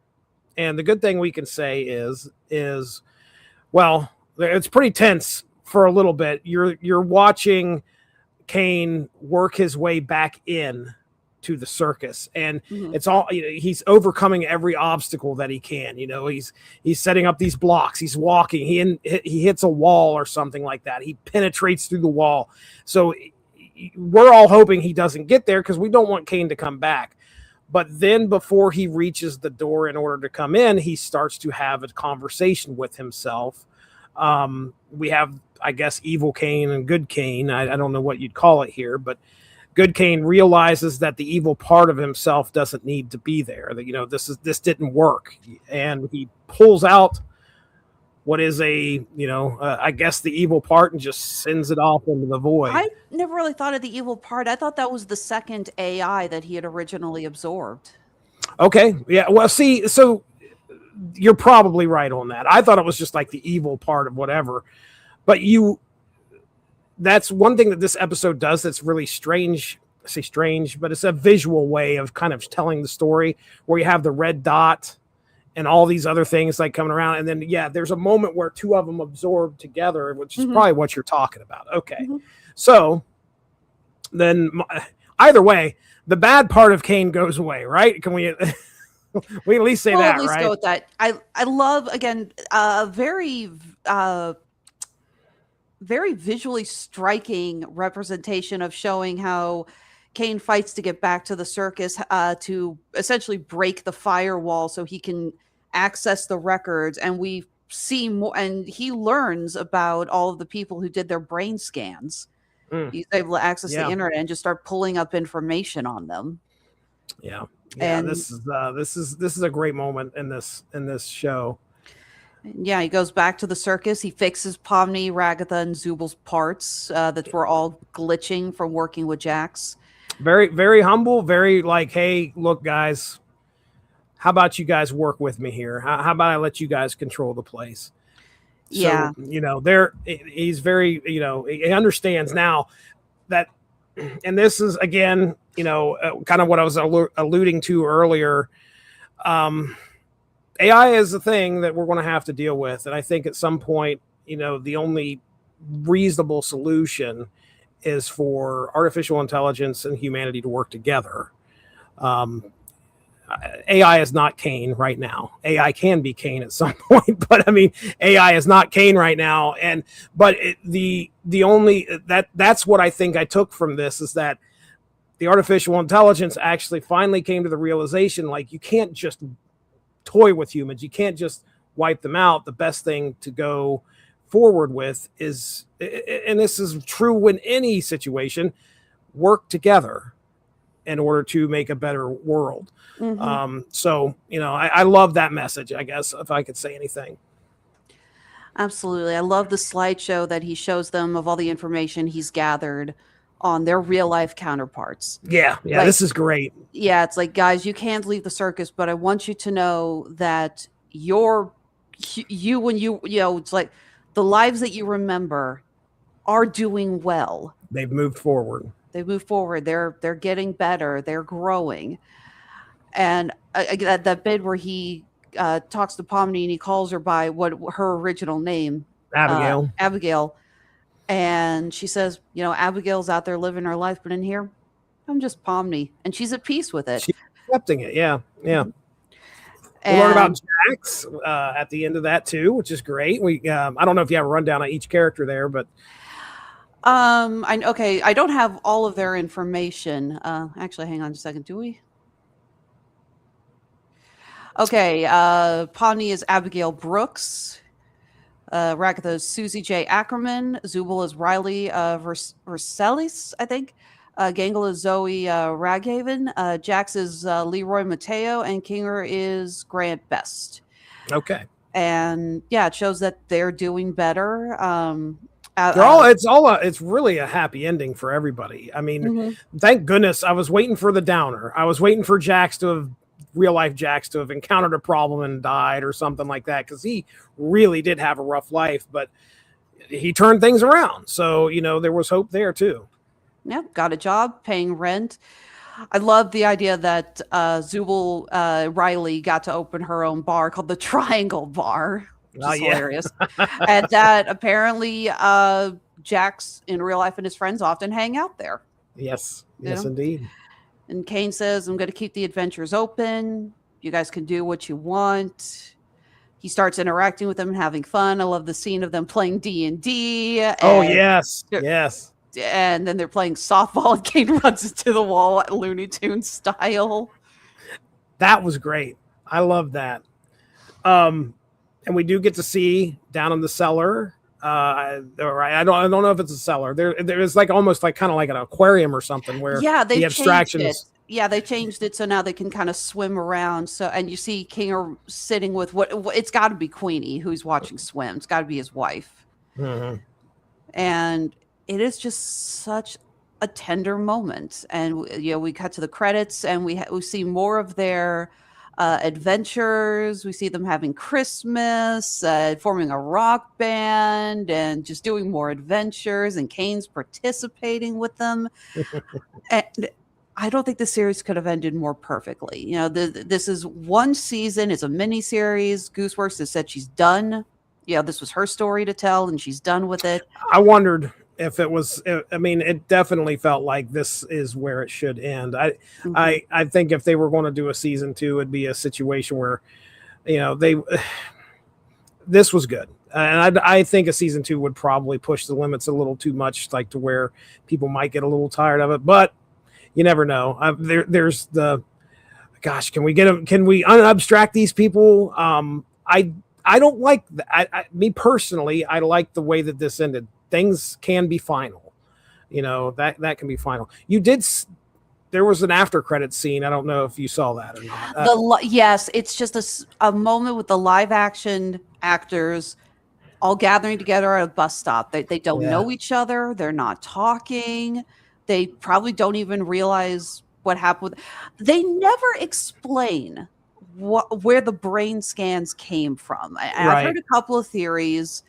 I think my favorite one, someone said it was probably like a paid for research kind of a thing that they all I can see that. did, Right. and they just don't have the memory of when, it happened, uploaded. Because Yeah. someone said it's like, because they talk about in episode 5, Pomni mentions that she just put the headset on and then she was suddenly there. And she mentions in episode 5 that she liked to explore old buildings and stuff. Hmm. And there was a theory for a long time. It's like she explored what she thought was an abandoned building, but it turns out that was CNA's headquarters. And she got too close and they put the headset on her and trapped her in the circus. Like, no, that's not what they did. So again, they never really confirm, but there's a lot of different theories that people have about how they got the brain scans in the first place. Yeah. You have any other theories? No, I can't say that I do. I mean, I like the paid for research idea. It is a bittersweet moment to watch these people. They have no idea what's actually, they all became friends. They all became friends online, but they have no idea what happened there. So anyway, I thought it was great, but yeah, I can't, I really do enjoy the fact that I sat down and got a lot more than I expected from this show. Animation was fantastic. The story got better each episode, it seemed like, and built up to a crazy finale. Not sad at all that this was on the agenda. So glad I got the chance to talk to you about it. Absolutely. Again, I remember sending you a link when this first dropped, and I said, keep your eye on this. It's going to be the next Has-Been Hotel. Yeah. Well, possibly, for sure. Yeah. I mean, the final episode debuted on YouTube 11 days ago and is currently sitting at 69 million views. Wow. That is impressive. And even though this story is done, Glitch has got a ton of other stuff coming out. They've released pilots for several other shows, including The Gaslight District, Knights of Guinevere, and Gameaverse. I know Gameaverse has got a lot of people really excited. This is a pilot that a YouTuber goes by the name Rubber Ross has been trying to complete for freaking ever.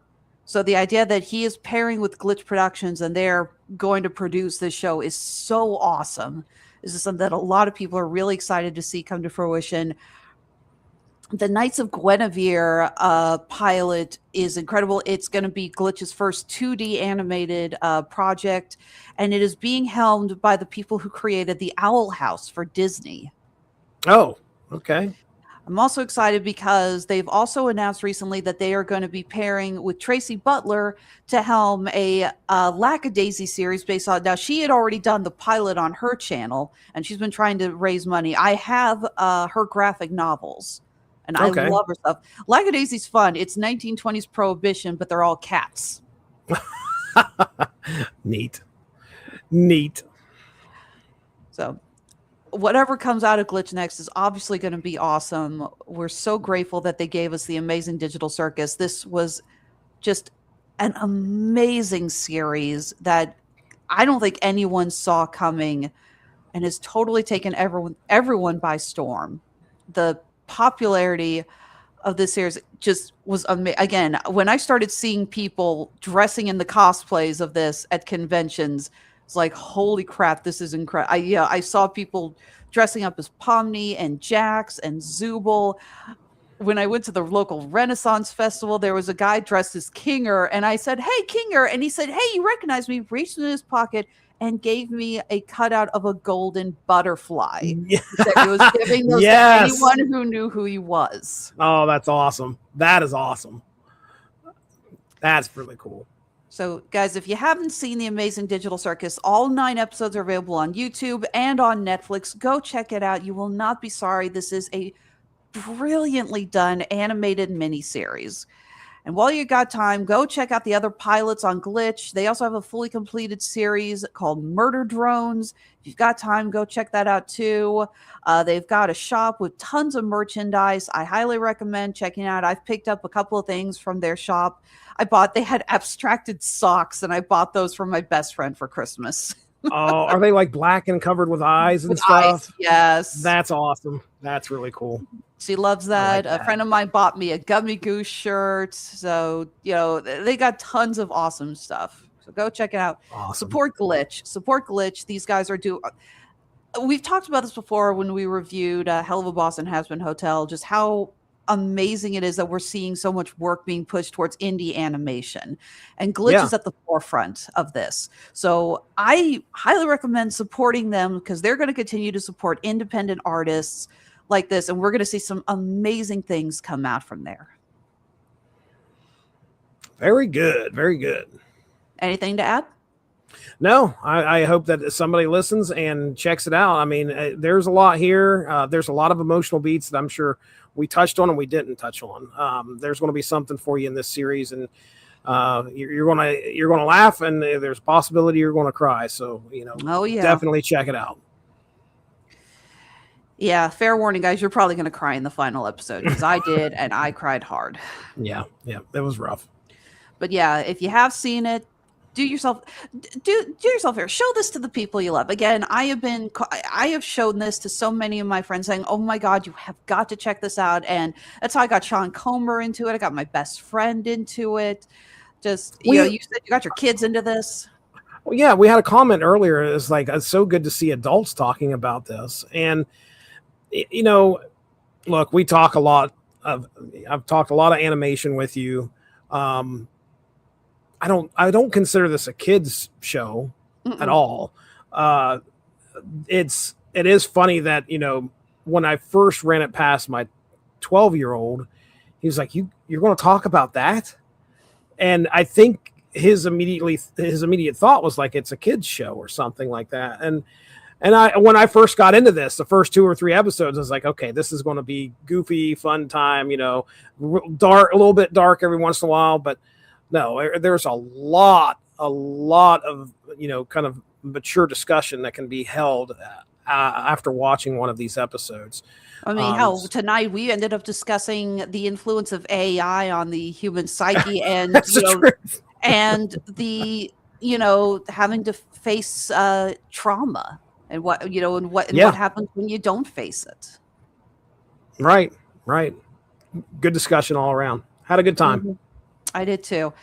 But we've been going for over 2 hours, so I think it's time. 2 hours. That's all right. That's good. There was a lot to talk about. There was a lot to dissect. So, yes. But yes, guys, if you haven't seen the amazing Digital Circus, please, please, please do yourself a favor and go check it out. You will not be sorry. All right. Mr. Starcher, why don't you go ahead and tell our listeners where they can find you and what you got coming up? Absolutely. So, ladies and gentlemen, I do a podcast called the Source Material Comics Podcast, where we discuss comic books, and we have a few shows on that network. I guess or that feed. We have the Source Material Comics Podcast. That's a podcast about comics of any era. We also have the Unspoken Issues Podcast, where myself and a few others get together and we talk 90s comics. So it's 90s comics all the time on that show, in affiliation with the Unspoken Decade. And also myself and Evan Bevins get together and we talk about the mobile card game Marvel Snap. It's called Snap Material. We should be recording, I think, this coming Friday, I think is the plan. So we'll probably be releasing some episodes there next week. And I think that is all I have. All right. Well, if you want to go ahead and check out our more recent episodes, last night I guested on Damn You Hollywood with Mark Radulich and Robert Winfrey talking about Supergirl. Oh, was Benjamin on there as well? Oh, and Ben Cologne. Yes. Oh my God, I can't believe. I'm sorry, Ben. I should have. It's I saw a screenshot today, and I was like, oh, hey, Benjamin made it to a Supergirl show, which is great. Just kidding, Benjamin. I'm glad you made it. Remember when he ditched us when he couldn't make it for the comic book? Oh, he's still beating himself up Yeah, I over know, poor that. guy. I said, don't No, worry come about it, on, man. Ben. You know we love you. That's right. We got to talk Spider Noir with him though. That was fun. Yes, that was one of our more recent reviews. I'll be coming back next week on another Damn You Hollywood to talk Minions and Monsters, which hopefully Mark and Robert enjoy a little bit more, because the last few reviews I've had to deal with these two just complaining about how these movies have been giant nothing burgers. And I swear to God, if I got to deal with another rant from Mark like he did with Toy Story 5 and his anger at Disney, I don't think I'm going to be able to handle it. I'll freaking abstract. Negative Nancy. Very negative. It's like, seriously, it's like, okay, the Minions movies have a really successful track record of being a lot of fun and very enjoyable films. I've joked before on the show, it's like, whoever the hell is helming things at Universal is probably like the best businessman ever, because it's the only studio that has maintained a decent, successful track record for the recent years, unlike Disney and Warner Brothers, which has been going up and down and up and down and really down. Oh, yeah. Oh, yeah. We got that. TV Party Tonight will be back on, what day is that? July 16th. We're going to talk the final season of The Bear. All episodes have dropped. That's going to be me, Mark Radulich, David Wright, and Andrew Graham. Not on the schedule yet, but we will be also adding House of the Dragon Season 3, which just started. Prepare yourself that if you haven't started watching Season 3 yet, because that first episode starts on a banger of a fight. Oh, boy. Interesting. Yeah, the Battle of the Gullet. And it's intense. Dragons, ships, cannons, pirates. Just wow, it's intense. It's a mashup of Pirates of the Caribbean and How to Train Your Dragon, just smooshed together. But damn, it's awesome. Well, that's good. They pull it off. So go ahead and check that out. I think that's all we got on the schedule coming up. We will have more TV Party Tonights coming out here before too long. I know there's a lot of other shows that are picking back up. And as far as X-Men 97 tomorrow. Yes, X-Men 97 premiere soon. We'll be adding that. You're coming back on for that, I hope. Oh yeah, absolutely. My goodness. I mean, how are you not going to be, how am I not going to be involved with something that has Bishop and Apocalypse? I mean, I saw the trailer. It looks freaking awesome. So I am so down. It does look amazing. Besides, we got to be. I need you back on because Dorian is not a member anymore, so I don't have him to cry about what they did to Gambit. I might cry too. Really looking forward to it. So yeah, we've got that. We're going to get that on the schedule now. As far as the plugs that actually do pay me. Honeysuckle Rose Creations, where fashion meets fandom at the intersection of geek and chic. And you know what? If you are a fan of the Digital Circus, you're going to want to check out some of our merch. We got earrings for Kane, Zubul, Pomni, and Gangle. The Pomni earrings I cannot keep on the shelves. It is crazy. And we just added our abstracted hair barrette. That's awesome. It's so much fun designing that. I just wanted to really give a fun sense of the eyes going in a million different directions. I love those Gangle earrings. Those are pretty cool. I had fun doing the Zubul ones as well. I wanted to just make it a total mismatch of parts and textures. And the Kane she looks like a trapper keeper. Like they look like a trapper keeper.